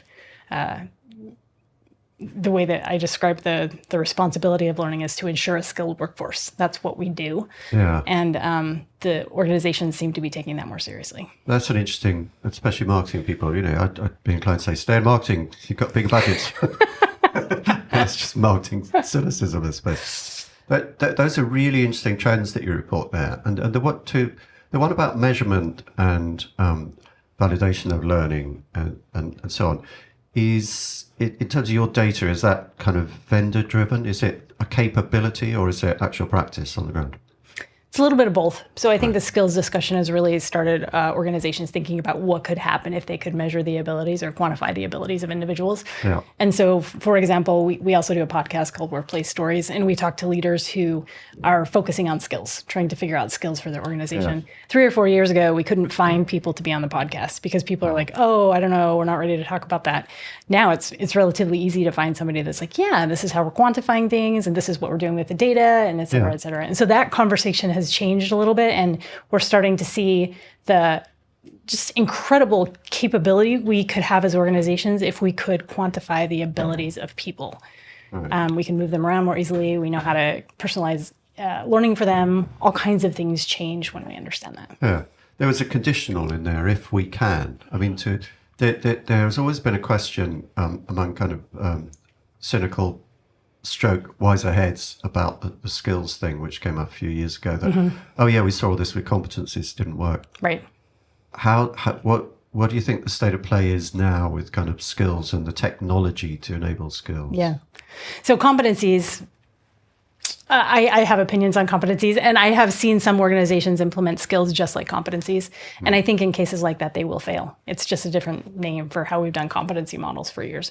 Yeah. The thing that I think is different is that it can be at scale, and there's an immediacy to skills that we couldn't have with competency. So competencies were generally measured once a year whenever you had performance reviews. They were used to help you develop, but they didn't give you personalized opportunities for development. Yeah. And because of data and analytics and because of technology, those things can change. If we get the data streams right, we can even use work tech data, somebody working on the front line to help understand, to use that tech data to understand how skilled that person is on that machine. To be clear, what do you mean by work tech? It can be anything from Slack and Teams and Word, but it could, for frontline workers, for example, it could be the actual machines that they work on. Yeah, but integration has been a big part of the story as well. Absolutely. Right.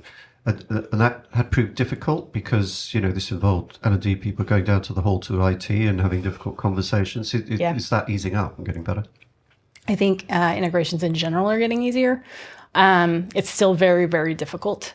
Yeah. L&D needs to speak the tech language and understand what their vendors are capable of, hands down. But we're also seeing the tech vendors start to talk about interoperability. So it's not just L&D that is responsible for it. The actual tech vendors are saying, oh my goodness, we're part of a tech ecosystem and we need to understand how to play with these other people. Yes. Coming from a learning tech background, working for vendors, there is a tension there. You always know that between, how do we safeguard our IP versus, our customers want us to be joined up with all these other people that we kind of hiss and boo at across the aisle at exhibitions like this, what's winning in that struggle, do you think? Is interoperability really gonna get there, do you think? I think it is. I've seen some of the larger players who used to have very closed systems start to crack just a little bit, and understand that they can't own all the information that can help an organization make decisions. They have to let some of that information in and out in order to do that. Yeah, and that comes to that question of the big suites, one ring to rule them all, versus kind of point solutions and specialist solutions. My next conversation will be with Fosway, who's split the market into suites and specialists. Does that? I mean, presumably that division still holds because you have these behemoths like Cornerstone who gobbled up all the other players still sitting on the market. Does that dynamic change with suites? Do they have to kind of be a bit more open? I think everybody has to be open. So the individual, I think it will be impossible to survive as an individual tech solution, if you are not opened up. But even the Workdays and the Cornerstones and some of those other big suites are also needing to be open because, for example, tapping into work tech, you've got to be open. They don't have coaching solutions. What if you have a coaching solution? All of those things need to start to integrate in order to share that information. Yeah. It's going to be slow, but I think we're starting to see people understand that the ecosystem is where it is, not necessarily an individual suite. Marvelous. And where's it going, really, to close out? What can we expect to see more of, do you think, in the next few years? I think we're going to figure out what to do with AI besides create more content. So. Well, that'd be Wouldn't that be marvelous? I think some of the capabilities that we've seen develop in the last couple of years are really, really promising. Yeah. The thing that I think is the most promising, though, is the imaginations and the propensities of individual organizations and their leaders to actually change things. Yeah. So I am optimistic. I know we've said this for many times before, L&D is finally going to change. I think we are. I think we're becoming more data-driven. I think we're becoming more part of the organization. Yeah. I think the vendors are somewhat driving us there, but I actually think it's a really good thing. Yes. Well, your earlier point about how L&D is becoming more part of the organization, it's interesting how these conversations, I just been to a presentation from Egle Vinauskaite, who I'll be talking to a bit later, and she talks about how the adoption and use cases, everybody's using it for content, less are using it for kind of co-pilots, and she showed a spectrum. As you get towards the more interesting end of it, it becomes not an L&D conversation, it's a business issue, and the complexity kind of goes up, and your need to be able to reach out not only to your vendors for help, but also within the organization increases. So it's interesting to those two perspectives kind of come together. Yeah. To give us a picture, which is the great things about conferences and exhibitions like this. Absolutely. Yeah. You've come to this conference a few times before, I think. How do you rate it? I don't want to give it a 1 out of 10, but does it have a particular character, do you think, that's useful? Or? I think so. This is actually one of my favorite conferences. Oh. It seems to attract a good number of thinkers. And the vendors are a large part of it. Yeah. But it doesn't feel overly salesy. And I've really appreciated that. I think the thing that attracts me most, though, are those conversations. Like with Egle that you mentioned, we had one over dinner the other night. It was fascinating. And I find myself not having those conversations as much at other conferences. Yes, well, as I say, many sticks make a fire. Right. Just trying to find a closing outline. There you go. Thank you very much, Dani. Thank you, John.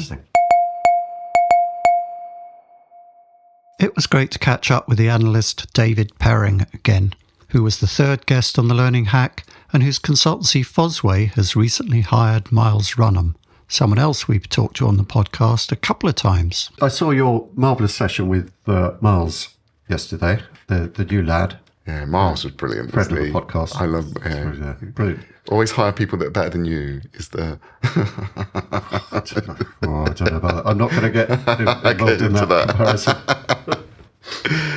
But yeah, a couple of questions. One I had immediately was, what the hell is a skills graph? A skills graph? Yeah.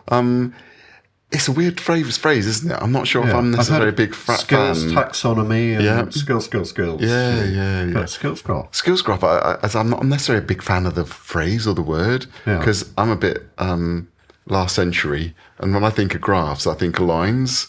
Yes. So when people say skills graph, I just think, what the hell are you on about? Yeah. But basically what it means is probably the mapping of skills from a skills definition into different domains. Okay. So it's that combination, or the connection is probably the way I'd think about it. If you have a skills taxonomy, and then I connect it to a group of individuals to say these individuals have these sorts of skills. Yes. And then I map those skills and those individuals to, this is sort of learning that might solve those problems in terms of building those skills. Yes. Then the graph is the connection. Now, Right. why they couldn't just use the word connection, I don't know.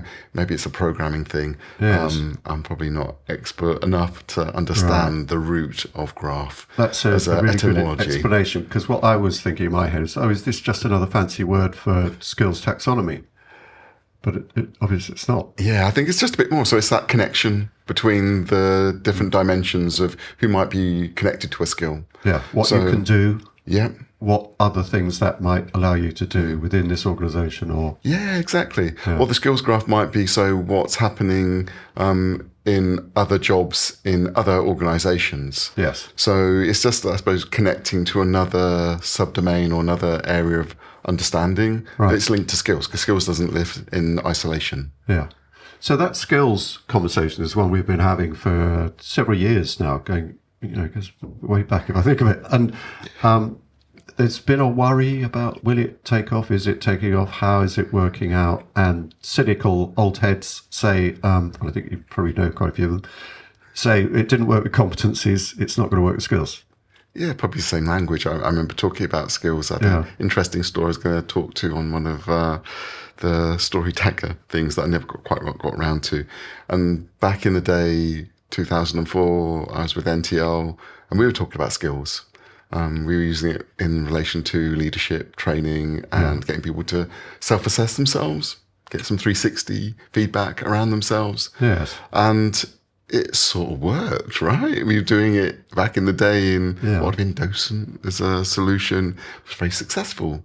People who went through the leadership program and would talk about their skills and the dimensions of skills that related to leadership, they got a lot out of it. And so back in the day, that would have been 2004, 2005, with a great lady called Hilary Dunstan who made that happen. Yeah. And it sort of worked then. To me, it just seems a long time, sort of 20 years later, that it's being talked about more. Yeah. And it's, I know there are people who are detractors, but really, the things that it's enabling organisations to do, those early adopters, is quite significant, especially around things like talent mobility. Okay. And the real angle at the moment, probably less from learning, is more on talent acquisition. Right. So how you understand who is a good fit, who is a good match for the work in your organisation. Yes. And either hiring them in because they are a good fit, or enabling your existing employees to step into new roles. Okay. Is huge. And we've got there are some great case studies out there which tell those stories. Probably the link into skills and learning has probably been a bit more cloudy. It's not necessarily as mature. Yeah, so it's interesting to me that in that conversation about skills and L&D, you a couple of times alluded to the HR technology world as well. Yeah. Is that becoming, are HR and L&D becoming closer and linking better together than they did? I'm not sure. Or is it still a bit of a... I'm not sure if they are linking as much as they should be. Yeah. And I think the opportunity to collaborate with greater strength and think about employee experience, right? The lived experience of what does it feel like to move from one HR process to a learning process or to an HR process. Yeah. I don't think we've never necessarily sorted that out because we just think in such siloed ways. Yeah. So, and it's been interesting with the roundtables we've been holding here at the event, just that sense of what really was the link between the performance conversation we might have had as sort of employee and manager, and how did that trigger the right learnings because of maybe performance opportunities for me? Yeah. And what steering was that given? How was that conversation joined up? And if I did do some learning, how did we follow up, say, even on the progress I've made in delivering my goals? Yes. Right? That is still rubbish in lots of places. Is it a matter of kind of handovers? That, you know, HR deals with things. So, you know, we've got a staff problem here. You need some training. Hand over to L&D. And then you're gone. Bye. And I think that is the key word, right? Yeah. It's that handover point. Yeah. And I think too often it's a handover gap. Right. Because it butts up against each other, but nobody really owns it. Yeah. And I think that's why we start to fail a little bit more around those areas. Yeah. Because, well, was it a performance? The people who own the performance who didn't get it right? Was it the people in learning who didn't get it right? I don't want to own it if I'm learning, but equally in performance, I don't want to own it either. So I think you end up, and there's a great guy who talked about the things that make organizations successful are the handovers.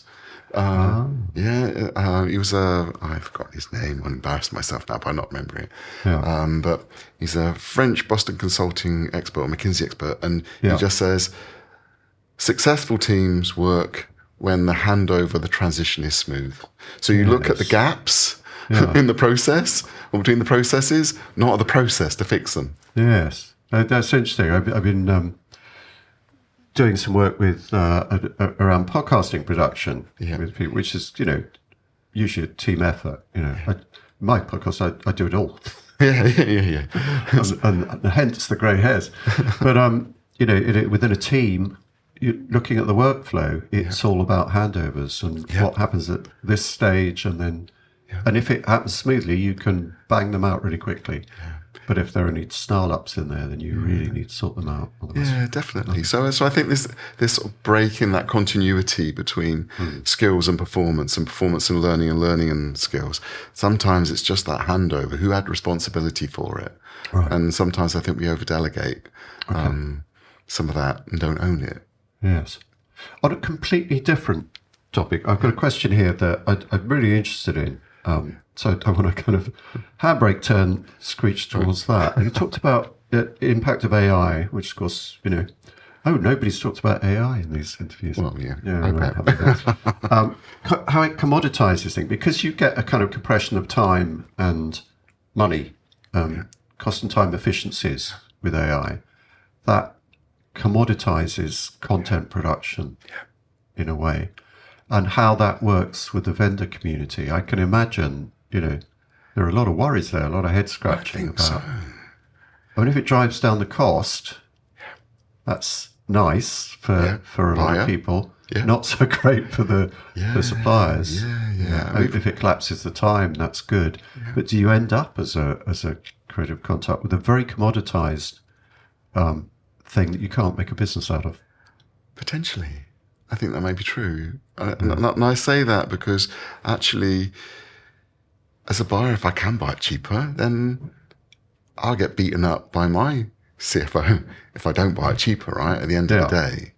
So I think it's difficult not to see a world where that commoditization just rolls and rolls. Yes. Now, if you're a provider, whether you're a consultant or if you're content generating business, you have to start making decisions then about what you're doing. And we've already spoken to some really interesting providers, one in Italy, for example, and they were saying, well, if we can do our production of e-learning content to the same sort of quality 5 times faster, my commitment to my clients is we will do 5 times as much work for you. Right? So I'll take on 5 times more projects. Yes. Now,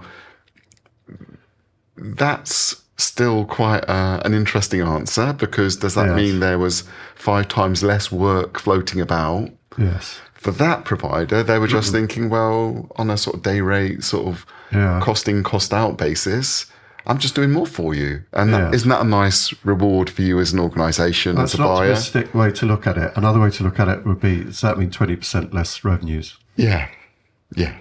It could, exactly. Scary. Yeah, scary. But if you were, So, and I think that may be part of the reality that we start to get to. Yeah. And it could, in certain instances, if I'm being really pessimistic, be even worse, because why did I ask you to create a course when ChatGPT can give me a perfectly reasonable 80% accurate answer that was good enough? And why do you quote it taking you 3 months to produce when those people on that other stand say that have done it in a week? Yeah, exactly. So I think the economics of that side become really tough if it's just that we were only going to ever reproduce the things that we've always done. And I think back to the days years ago, sort of Epic days. I used to buy from Epic as a halcyon days. Donald was CEO, and I used to get him into NTL to sell the idea of e-learning back in the day, 1999. And all the model was about, actually, so if you pay this much for face-to-face training, we can do it faster. And cheaper. And cheaper, right? Yes. Now, that AI is now coming along saying 24 years later, 25 years later, I can do it faster and cheaper. Yeah. And Donald is saying it. Donald's saying it. He's on the money, isn't he? Right. So it's difficult. I think it's really tough if you want to stay in that marketplace. Now, what I would say is the flip side of that, and the way I look at it is actually, what have we been rubbish at doing for the last 24 years, which actually would drive higher value, right? So, yes, the things that we could do maybe more now because of AI is provide higher levels of adaptive learning and personalization. Yes. It's the thing that we've been really shit at doing for years and years and years. But if I can start to provide you with more personalized learning, actually that's a big tick in the box. Yes. And I think from my point of view, the way I look at this is we need to change that conversation, a bit like the early days free learning. Yeah. Not that it's about the cost of production, but it's the cost of consumption. And I genuinely think that if we can start to talk to our businesses that, do you know what, I can give you the same old learning at a fifth of the price. Yeah. Do you want that? They'll say yes. And I'll still say it's going to cost us 5 million for our people to go through it because we've got 20,000 people. It's going to take them this much time. Yeah. If I can say to my business owners, I'm going to spend actually twice as much as we used to spend. I'm not going to spend 50K. I'm going to spend 100K on the learning program. But because it's going to be much more personalized and targeted, we're only going to cost us, 2 million to go through. The business case stands up, right, for spending more because the business impact is less. Right. So I think we need to change the point of inflection to enable us to do better things with the AI rather than the same old stuff that wasn't necessarily cutting it. And I think you were kind of saying that, in a world where content production is really commoditized, your only way to differentiate is through things like adaptive learning. Was that? I think so. I think it's about the scenario-based learning, where you get closer to enabling people to say, actually, I'm really ready to do this. And that's not only do I believe that and feel it because I've gone through that scenario, for example, in a virtual place and gone through the toughest, most difficult questions in that scenario and survived. So not only am I ready as an individual, but actually the business knows that actually I'm low risk. I'm not going to cause a problem. I can do this efficiently. And that's where again, it's translating it into business outcomes rather than learning cost. Okay. And I mean, you'll know as well as I do that adaptive learning is something that we've been talking to, and I've been talking to adaptive learning providers and, you know the names and so on. Come back year after year, it hasn't grown that much. Do you think we're suddenly one of these years going to come to this show and Wow, adaptive learning's taken off. I hope so. Yeah. But I'm not sure if it will. You know? What's holding it back, do you think? I think traditionally it was the cost. Yeah. And that's where maybe AI will be the key that unlocks the door a little bit. Because you can bring down costs. Yeah, because the automation can start to speed up the process. Yeah. So fifth of the cost, that sounds accessible in a way it wasn't before. Yeah. Maybe the expectations, we've been able to sit around and say, actually, it was sort of good enough what we did. Yeah. If we don't change that attitude, I'm a bit pessimistic that actually we'll embrace it. But I think that, I don't know, it's... Yeah. I'd love to, the optimist in me says it's the only way that we survive as a digital learning future. Yes. The pessimist in me says it becomes so e-learning becomes so commoditized that I don't even invest in doing good stuff. Yeah. Yeah. And maybe we'll land a little bit in the middle. Optimism has been the kind of keynote of the show for me. I mean, Dani Johnson's Red Threads, her presentation, gave lots of reasons in the data to feel very optimistic about it. So I think maybe we're on the side of optimism. Yeah. Just to close out now, I've noticed you on the stand there, you're talking to people, you're giving a kind of e-learning clinic, or maybe sort of Santa's Cave. What do you want for Christmas, young fella? Yeah. What sort of questions are you having? What sort of conversations have you been having on the stand, and what's really stood out for you from what I think some of the most interesting things are the challenges people are now having with their learning ecosystem in terms of its tech stack. So what elements I'm now plugging together to try and create a next gen or effective learning experience. So interoperability, integration. But just even what's involved in layers that even aren't stacked together. So if I'm doing simulations, what am I using, and how does that connect into my LMS? And actually, if I've got an LSP that I'm using within the LMS, how does that work? And actually, if I'm now using the AI with skills, and we're using a talent mobility platform, which is now making recommendations for the jobs that David and John might be doing, and then recommending learning, how does that fit into all the things I've said before? And then when I've tried to create a skills architecture, did I use AI to create the architecture? Did we do it manually? Did we then do something different? And how do we plug it into all the other HR bits that were connected to skills? And people are going, I'm not sure what to do.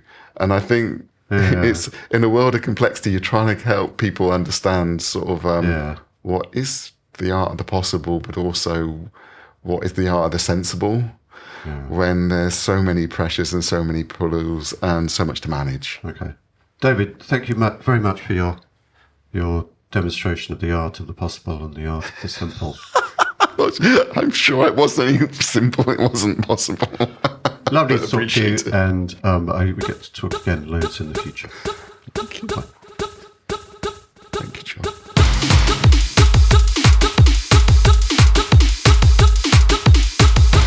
The conference at Learning Technologies is far too big for one mere podcaster to get around all the sessions, so I called on an old friend of yours and mine, Caroline Ford, now Learning and Talent Director at AstraZeneca, to assist in summing it up. And helpfully, Caroline also managed to give it a theme. I think for me, there was a key theme through this.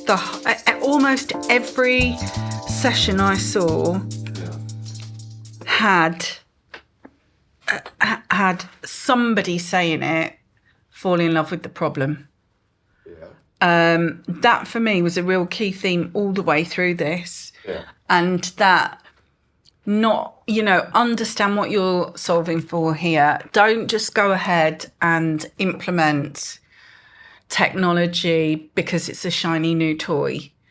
Think about what problem you're solving for, fall in love with the problem, go deep with the problem, unpack it, unpick it, and then work with the business to think about what that solution might look and feel like. Okay. It's great that we've got a theme. So I'm here with Caroline Ford, who's going to do a wrap-up for us of the conference. She went to all the sessions, I didn't, so she probably knows more than I did, because I was too busy trying to get interviews with people. And we're going to kind of compare notes. And it's the end of the conference, and you see before you the wreckage of a podcaster. in my case, we've had a glass of wine, just the one, and we'll soon have to pack up and go. But we'll see if we can kind of draw together the threads and say something vaguely meaningful. I'm sure you'll do better than I would at that, Caroline. So, what were your impressions of the conference? Tell us, highlights. This conference never disappoints, right? It's a surprise and delight always for me. There's always something new. It's slick. It's like a well-oiled machine. Yes. Don's got this one nailed, hasn't he? Absolutely. So it's good the sponsors heard that. The rest might not all be so positive. Yes, it will. Yes, it will, folks. Yeah, carry on.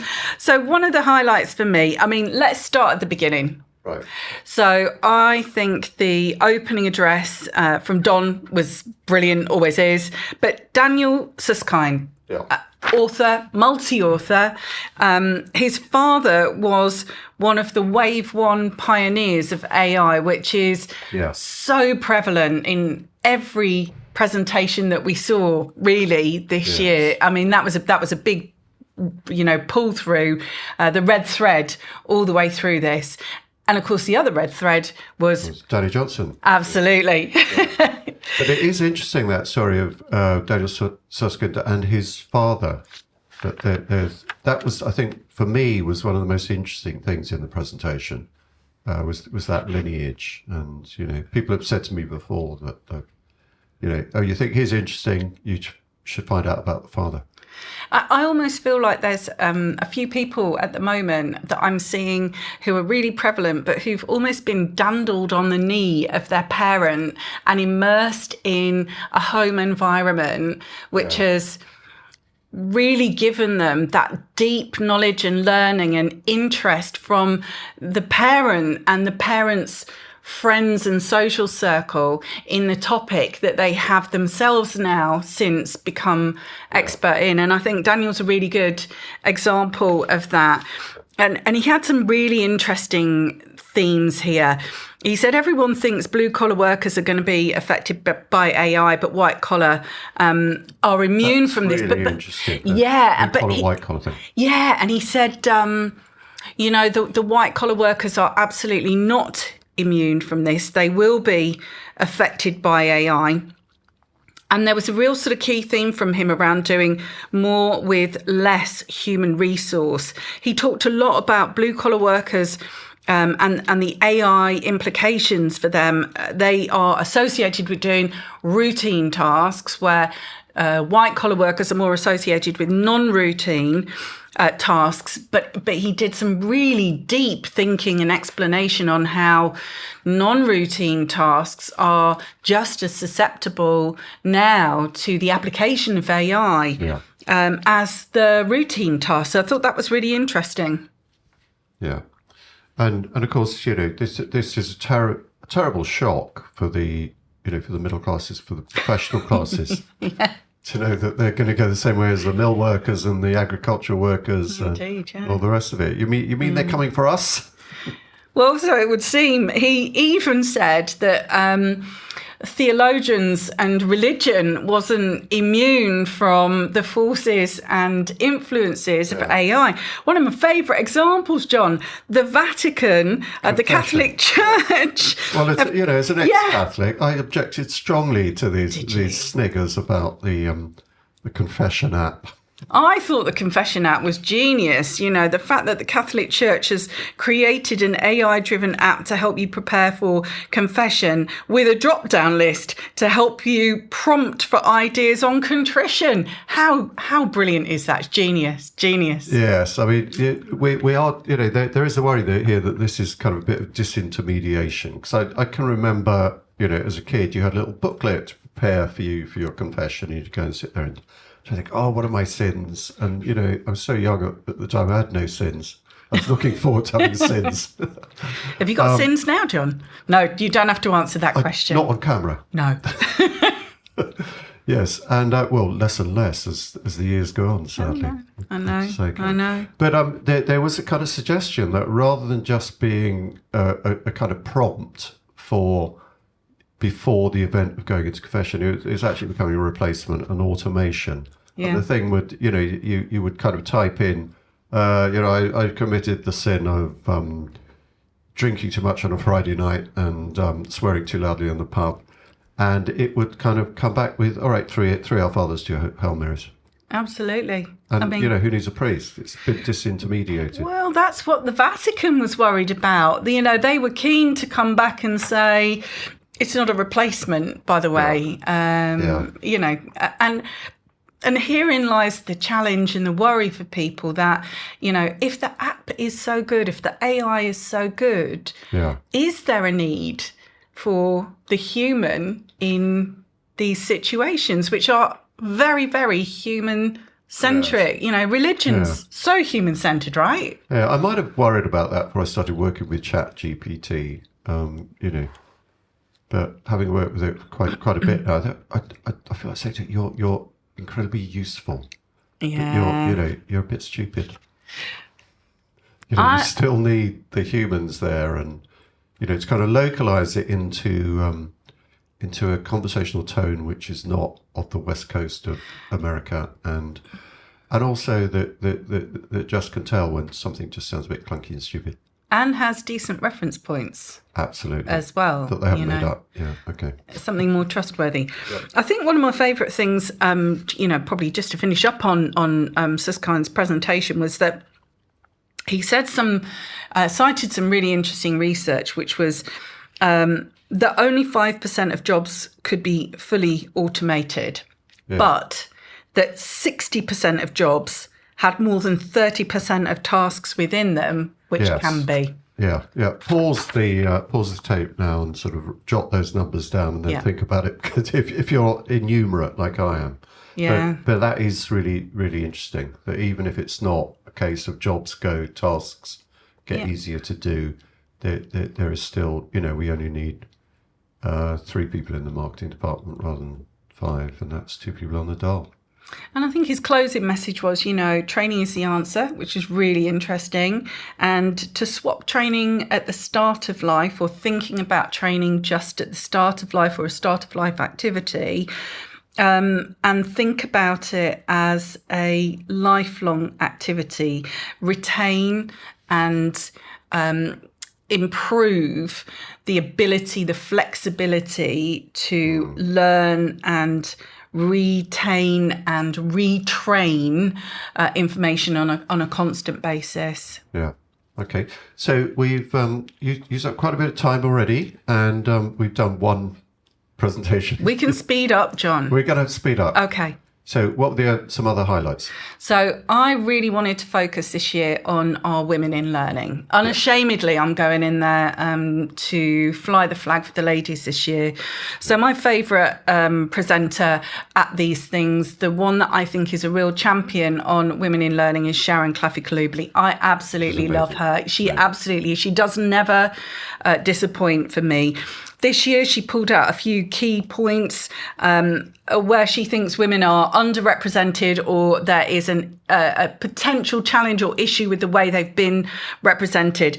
The Oscars, Barbie, shocking. That was a shock, wasn't Absolutely. It? Absolute shock. I thought that was such a great film. Oh, absolutely brilliant film. So funny. Oh, she was brilliant. But why did Ken present at the Oscars?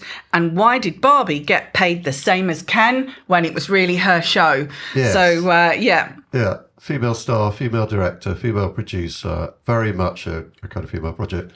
And then there is, the admittedly great Ryan Gosling singing the song at the Oscars. It was a very obvious kind of 2 fingers up to the feminist movement, I felt. Wasn't it? And then they threw everything at Oppenheimer. A story about scientists killing people in large numbers. I know. Did you do Barbieheimer? Did you do Barbie and then Oppenheimer? No, I did Barbie and nothing else. I haven't even seen Oppenheimer. I'd love to see it, and I think Killer Meth is great, and I'm sure it's a great film. But I've got to wait for it to come out on streaming because I'm a cheapskate. Well, moving back to Sharon and her fabulous presentation, she had some really great female guests. She always does. Alice Thompson, did a fabulous summary about how she had moved from worrier to warrior. I like that. She said 1 in 10 men, when they're surveyed, say they would class themselves as a warrior, but 1 in 5 women would say that they do worry. And her mantra is, it's okay, they're okay, we're okay. Good is okay. It doesn't have to be perfect, ladies. So that's one to take away for sure. Because we do worry, I think. Well, I think men get married so that somebody else can do their worrying for them. Absolutely. That magic coffee table, do you know the one? No.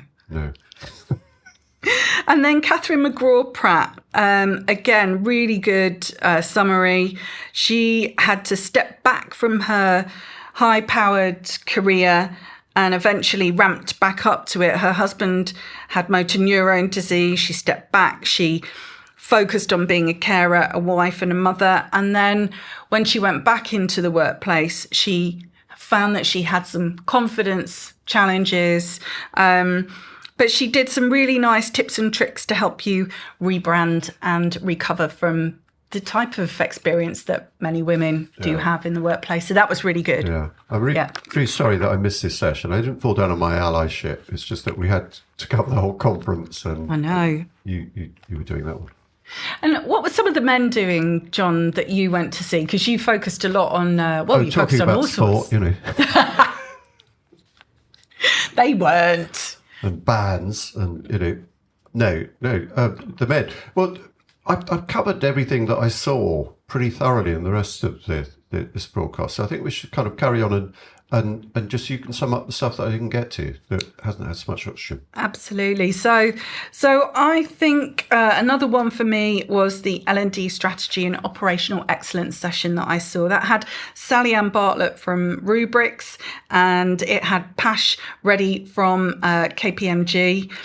The message here on this one was really around, the rubrics one was speed versus perfection, something that I know many of us do struggle with a bit. You know, we really want a grade A platinum plated delivery for our learning and development. But here is a lady who was part of a team of 1. She was working with a limited budget and she had inherited technology and yet created an absolutely phenomenal piece of learning experience through an LXP for rubrics, which has had really fantastic feedback. Just by the by, one does hear of phenomenal learning departments who create things with very small teams. Which I won't go into that moment because it's just gossip, what I'm thinking of. But no, carry on. Oh, I love a bit of gossip. Are you sure you don't want to share that? This is a person who is a European, is a head of learning for one of the most valuable countries in Europe, outside of America, and has a learning team of 3 and does amazing stuff. No budget as well, I bet. No, well, I don't know about the budget. They've got a lot of money, so maybe it's got budget. But you'd imagine it's very scalable, it's very digital, it's, smart guy. I think it's amazing what you can do with a small team. The more I've worked in the later years of my career, the smaller the teams have got, the bigger the job title gets, but the smaller the teams often, and you do have to work in partnership a lot more. And be very creative with budget. So that resonates definitely. Is this a matter of a thing of technology kind of meaning less people employed and you can leverage it more through digital?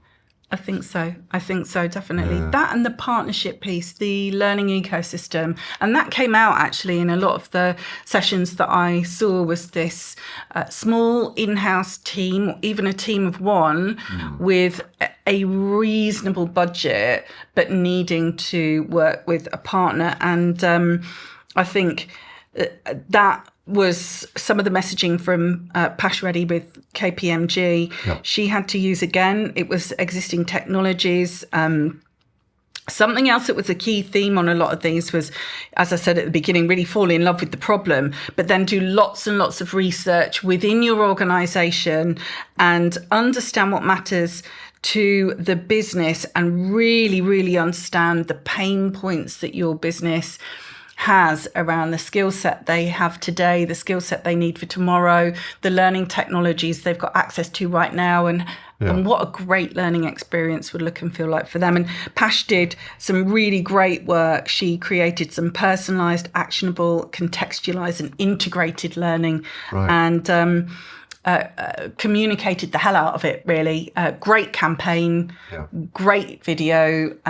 She actually blew her budget on a really good promotional video and just rinsed it over and over and over. Every manager was given this video. The video was used to promote, and she's got great results through that comms and engagement plan. Wow, such a good story. Yep, absolutely. I say we're running a bit long, and it's the end of the conference, so all the equipment is running out of memory and battery and all the rest of it. We're going to carry on till it all stops. So if there's an abrupt ending, you'll know why. You'll know why, absolutely. It's gold. There's so much in this conference. Isn't it? Get in. Yeah. So one of the things that I loved was the session on skills infrastructure. I'm a bit passionate about skills and skills-based organisations. Absolutely, yeah. So I saw a fabulous panel interview between Peter Shepherd from Ericsson, Laurie Niles-Hoffman from Learning Strategy, and Teresa Rode, Director of Consult Per Limited, along with Gordon Ritchie. Podcast episode, Teresa Rode. She is fabulous. We love Teresa. Yeah. And really, I think all three of those really were talking about the ability to use skills intelligence.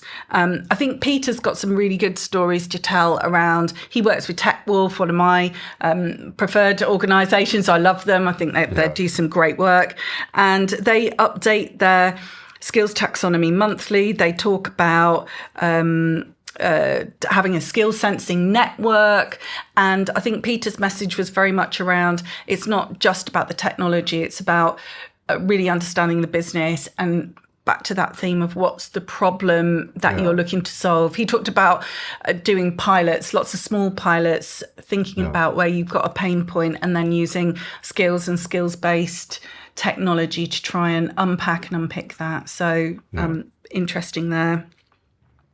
And we had some doubts about skills. I did a conversation with David Perring about that, but it does seem to be working out. There was a lot of doubt about it. I think that the skills technology marketplace and the vendors are really consolidating. I've heard quite a lot of noise around is this actually going to deliver what it promises? Is it just another version of competency frameworks with a fancy new title and a bit of technology that sits behind it? But I'm with you that the messaging that I heard was the pendulum is definitely swinging back into the positive camp. I think there is some early and encouraging signs that this is actually working and beginning to bear fruit, but it's got to mature, John. It's still early days. Well, I think what I'm hearing, if I'm getting this right, is that in terms of practice, what people are doing, it's proving really useful. In terms of technology, maybe there are some problems with it. It hasn't always delivered everything it promised, and also the lack of interoperability. That's a difficult word to say, folks. Interoperability. He's had a glass of wine as well. Yeah, two. We had to, because security stopped us bringing them into the interview suite. I thought that was rude. Rude. We had to down them very quickly. Yeah. So I'll say it again. Interoperability. Well done. There's a lack of it. And, people want to safeguard their IP. I mean, understandably, I suppose. But what the buyers are crying out for is integration and interoperability now. Yeah, absolutely. Stuff has to work together. And a skills strategy. I think that's really important. Yeah. And something I thought worked really well in this session, actually, they had these little thumbs up, thumbs down paddles for everyone in there. And they asked a series of questions, which were really great prompters for the debate and discussion to say, here's a question. Do you agree? Do you disagree? And people could just put the paddle up. So it's interactivity without being threatening interactivity. Yeah, a bit problematical for massive wafflers like me, like say, but on the other hand, but it is good to be able to. It's very democratic. Yeah, I just think it's good to get a litmus test, Yes, absolutely. So that was really interesting session. So let's move on. Systems implementation today, absolutely great session. Although I did get some feedback from one of the younger participants who maybe is a little bit more at the beginning of the career and was going to this to really learn about, I suppose, the roadmap and the steps to success, maybe the stages of systems implementation from beginning to end. And she did say that she was a little bit disappointed that a couple of the presenters had just talked about a new launch of an LXP or something like that, as opposed to the nuts and bolts of the systems implementation. However, she did like the presentation from Carla Quiring, and Carla actually works at AstraZeneca, has done a 4-year systems implementation with Mark Howells, the SVP of talent and learning. And so this is a really interesting one. A friend of the podcast, absolutely. But Carla's journey is really interesting because AstraZeneca is a huge organization, and they often talk about the fact they had legacy systems, about 70 actually legacy learning management systems. And wow. 70 legacy LMSs. Absolutely. And Carla said, when you're doing something at an enterprise level, you've really got to work so hard with the business. There are many, many stakeholders. You have to engage with them, take them on the journey with you. And it's not simple, and it's not a short journey to do that, so that you can get a system implementation or a systems tech stack, really, of multiple systems that will work together, but which have to serve multiple languages, multiple different areas of the business, and do that well before you retire off the things that people have spent time, money and effort individually on building. Yeah. What's up next? Oh, let's have a look. So I think the last one for me was a really nice session on change management. So this one was a bit of a surprise and delight for me. I saved it till the end of the day today, being Thursday. Yeah. And I think we saw 3 different presenters, each of which were able to bring something unique and interesting to the presentation. So Saskia Vandenberg-Tromp, Paul Ferguson and Nikki Finnegan. So we started with Saskia. She talked about change having never been this fast, but that it will never be this slow again, something she said both Brandon and Laura Overton had talked about in their sessions earlier in the conference. She said a couple of really good tips when you are looking at fast-paced change and implementations. Keep your people close. Consistency is key. Help leaders tell the story. Yeah. And we need to remember the times when things are unexpected, because it's those unexpected times that people remember during change. So celebrate and have fun when those happen. All right.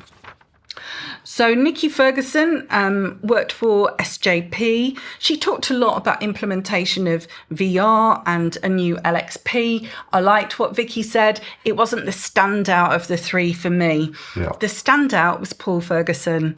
Paul works for the government. He's a civil servant, which I really like, because often we talk a lot about big corporate businesses that have a lot of money. Yes. And I think, not-for-profit and local government, etc., they don't have those sorts of budget, and they often find change a bit more difficult, I think. Yeah, if you spool back to the beginnings of this conference, like the early years of, the kind of the noughties, it was very different. The public sector had a big presence because they were spending, because they had money. And then, financial crash, austerity, they just disappeared from the landscape as far as kind of like vendor accounts were concerned. They weren't spending. So the corporates really took over in terms of driving things forward. But the public sector were doing some really interesting things. I think in this instance, Paul and his team have done that. He had couple of slides, only a couple, but they had a couple of really nice models on them, some of which many of us will be familiar with. He conscribes to be a change practitioner in a methodology called PROSCI. So that's PROSCI for those of you wanting to look it up. PROSCI. And he overlaid... He does, Adamski. He's showing your age now. Yeah. And he overlaid it with the classic kind of change curve as well. He talked about there being 3 critical stages in any change project or implementation, whether it's learning or something else. Yes. The current state, the transition state, and then the future state that you're aiming to achieve. Yeah. And 3 key takeaways for him on that change curve were that there are 3 change curves in any business change implementation. He said your leaders go first. Right. They have the first of the change curves. Okay. Then it drops down to managers who have to really be custodians of the leader's decision to change. Yes. So they go second, and they are critical to the success of the change, because the third group is the everyone else. Yes. And the managers know the everyone else really well. So if there's a problem with the everyone else, the managers have got their finger on the pulse, and then they can pass the message back to the leaders. This does sound very stratified. Is this, aren't organisations supposed to be flatter? Well, in theory. And there wasn't a great deal of difference between those layers of the change curve with the leaders, the managers, and everyone else. Time. The top team gets the news first and then passes it down. Absolutely. And the rest of us have to adopt. I mean, you probably read your Cotter. Who's the big person on change management in the literature? I only know this because we've been covering it in Great Minds on Learning Under Leadership. Yeah. Cotter was the big person of how you do change. You gather your coalition and all the rest of it. Yeah. Is this a completely different model for that, or does it seem to draw from it? No, it wasn't a completely different model from that, but I thought that the way Paul presented it was simple, straightforward. It does sound very simple and understandable. Not complicated, although change is, of course, as we all know, complex, complicated. And it's about dealing with complexity, isn't it? It's about dealing with emotion as much as anything as well. And he really talked a lot about that third stage, that future state, and not having people pull back into current state because it's too hard, they don't believe it, and it's not working for them. Oh, right. Okay. So the curve isn't just going to happen. You've got to stop people sliding down. It can go round and round. Yeah, absolutely. So okay. I thought that was a really nice session to finish on for me, John. Okay. Fascinating. So that's a lot. That's amazing roundup, Caroline. Any things that you feel could do better? Honestly, with this Learning Technologies conference, it's one of my favourite. I like to meet up with my compadres every year. But if I had to say one thing that I think maybe could be different next year, would be my ask that we have a swap around maybe of some of the presenters. I think I've seen many of them many times now, and although there was a good rotation of particularly fresh business perspectives that I saw come in the panels where we had a 3-way, I'd like to see some of the regulars maybe rotate so that they're regulars every 2 to 3 years rather than every year. That would be my only piece if I had to give Don a wish list, that would be what's on it. Yes. I think one of the great things is the 30 under 30. Oh, so it's like, here are the new people, fresh blood. And it's always interesting because they bring a different perspective. Also, one session I found really interesting, although it wasn't massively well attended, was Andy Wooler's about Ukraine, which You loved this one. So I went along there because of that. But what I was startled by, not so much startled, but really enthused by, was you had people from all different parts of Europe. You had people from Hungary. You had people who taught, families who'd emigrated to Britain and were kind of living with host families and so on. you had unusual perspectives, and they were younger and more diverse in terms of where they came from in Europe, and this increasingly this industry to me just seems increasingly European. It used to be, if I go back to the very old days, it was like we all knew that like e-learning was happening big in America, it's happening big in the UK, and okay, the French were doing some stuff and the Germans were doing some stuff, but basically the UK show is the most important because it's the most important thing. That is a completely different picture now, I think. It's nothing to do with Brexit, it's to do with how the thing has developed worldwide, really, and Europe-wide. And it is just great to hear those voices from outside of what we know and, what we're used to seeing every year. Yeah, I totally agree with you. I love that. Absolutely love it. And I love your thinking on the 30 under 30 as well. It'd be nice to see some of them up on the stage. That would be good, if possibly terrifying for them, but excellent for us, just to see some of the new young ideas coming out as well. Yeah. Learning Technology's Got Talent. Oh, I love that. Learning Technology's Got Talent.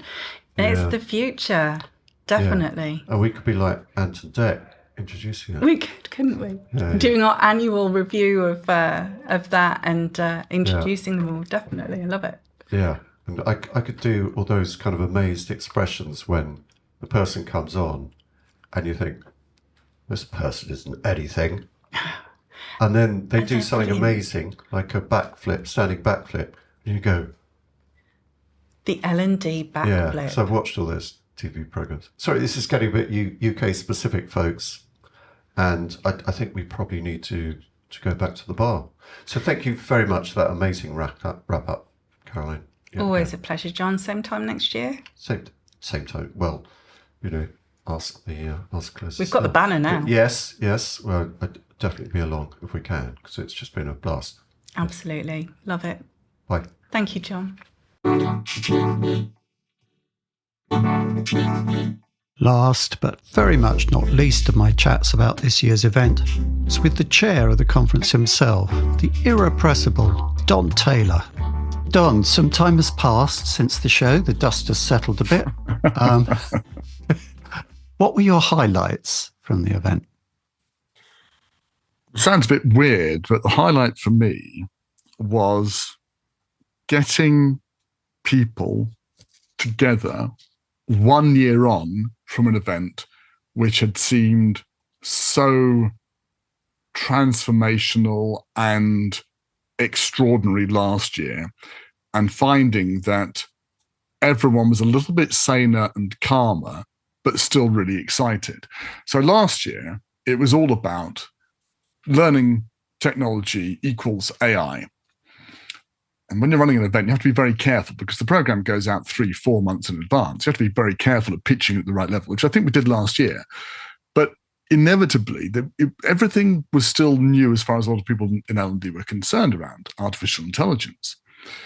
And there wasn't enough substantial stuff to go on to present a good story around how AI was being used. This year was different. This year we were able to say, look, AI is still really important. It's one of the hugely important tools we're using. We can talk about how it's being used, and it became much less the lead story, although it was in a couple of sessions, and much more the enabler of what people were doing, which is how it should be. And that, I think, will be continued next year. So it was great to have people together having rational discussions around this stuff that we call AI, which is a jumble of, it's a very loosely used term, but it's a jumble of stuff around data processing and algorithms, which is coming to be super important, rightly, for learning and development. And was there anything that caused you to think differently about the future of L&D this year? In which case, who or what was it? I'm not sure that I'm necessarily thinking differently about it, but it might be that a couple of people confirmed my suspicions that I already had. After all, I put the program together. So if I put the program together and then I'm surprised by something, probably there's something wrong.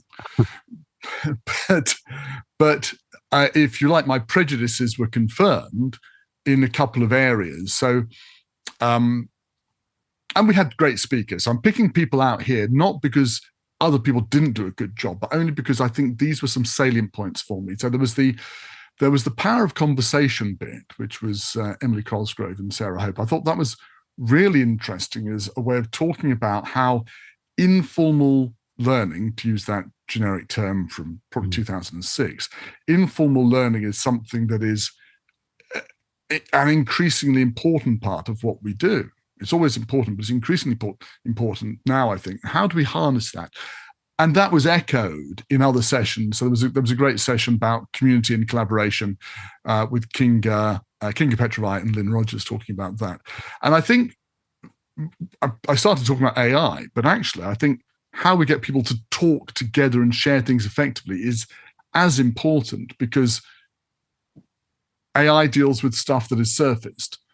But so much of what we deal with in the workplace isn't surfaced. It's tacit knowledge in people's heads.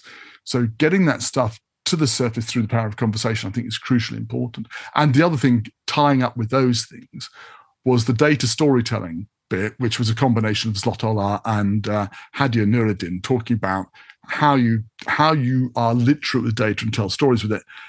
And then one step beyond that was organizational network analysis with the marvelously named Starling David Hunter III, who you might guess is American, although he lives in Sweden, which goes a step beyond dealing just with data and saying, look, one key thing we can use AI and algorithms for is to understand how the data around how people are associated in an organization. For me, these things all fit together.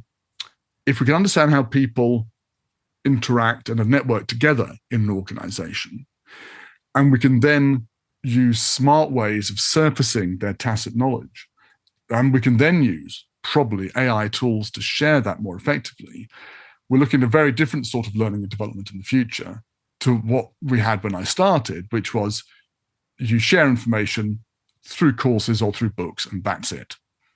With your wide experience of industry events internationally, you chair several conferences in other countries and so on.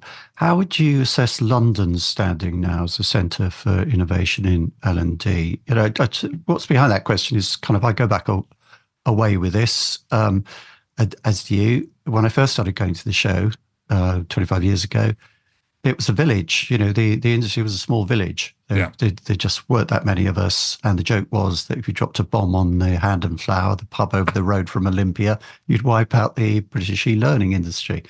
And then it grew very rapidly. And I think we probably reached a point somewhere around the kind of 2010s where there was the US where a lot was happening. There was the UK where more was happening in the rest of Europe. And those were kind of the two centres for e-learning, for learning technologies, or so it seemed at the time.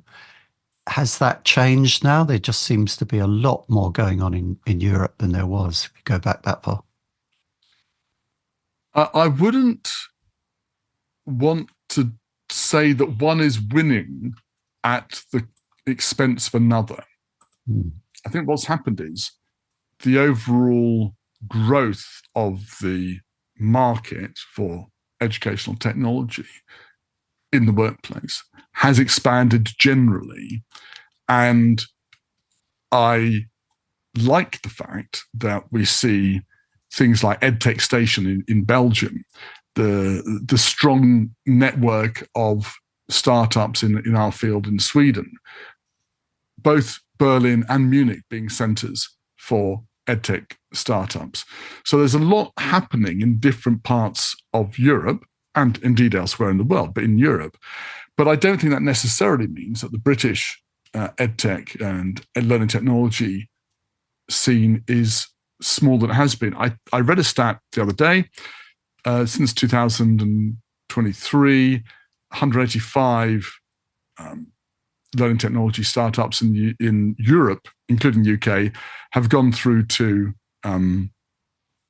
pre-seed or seed funding. And that is a substantial proportion of the total number of startups that have done that. And the marketplace is estimated to be growing from about $40 billion at the moment to something like $79 billion by 2030 internationally. So this is a growing thing. And you're absolutely right. In the year 2000, the very term learning technology show was chosen ambiguously, because if you remember all that time ago, it was both the technology used for learning and it was learning about technology. It was still a very strong theme, but this was learning how to use Windows products and networking tools from Microsoft. It's a very different world now. And that growth that I've just described is going to keep going. I don't think necessarily UK is a smaller part of it. I think everything has grown. And I like the fact that we've got such a strong representation of it in Europe. This was the first year that Learning Technologies had over half of its participants at the conference come from outside the UK. And most of those were coming from Europe. So it suggests that... Quite a lot from Holland. Yes, there's always a strong Netherlands contingent. Yeah. But it does suggest that things are going well generally in Europe. I don't think necessarily means that UK is failing. I don't know. Yeah, no. So London still an important centre. So we'll still keep coming back to this lovely, commodious shed in Docklands.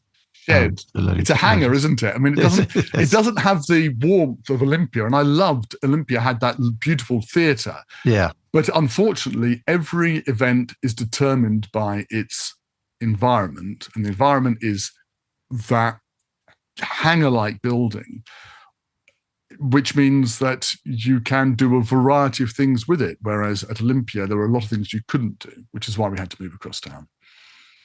Well, we look forward to seeing what you'll do with it in years to come. Thank you very much, Tom. Great to have you here. Great to be here, John. That's all on the Learning Hack podcast for this time. Many thanks to our guest and to our sponsors. The Learning Hack is among the top 5% most listened to podcasts globally, according to Listener Notes, we found out. But it depends for its existence solely on sponsorship and your Patreon contributions. If you want us to continue holding these excellent conversations about learning, it's you who said they're excellent, not us. Let's have a chat about your company sponsoring.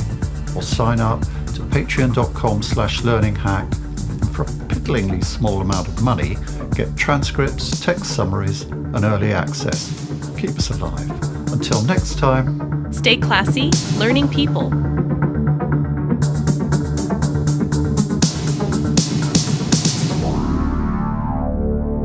Now I finally get it.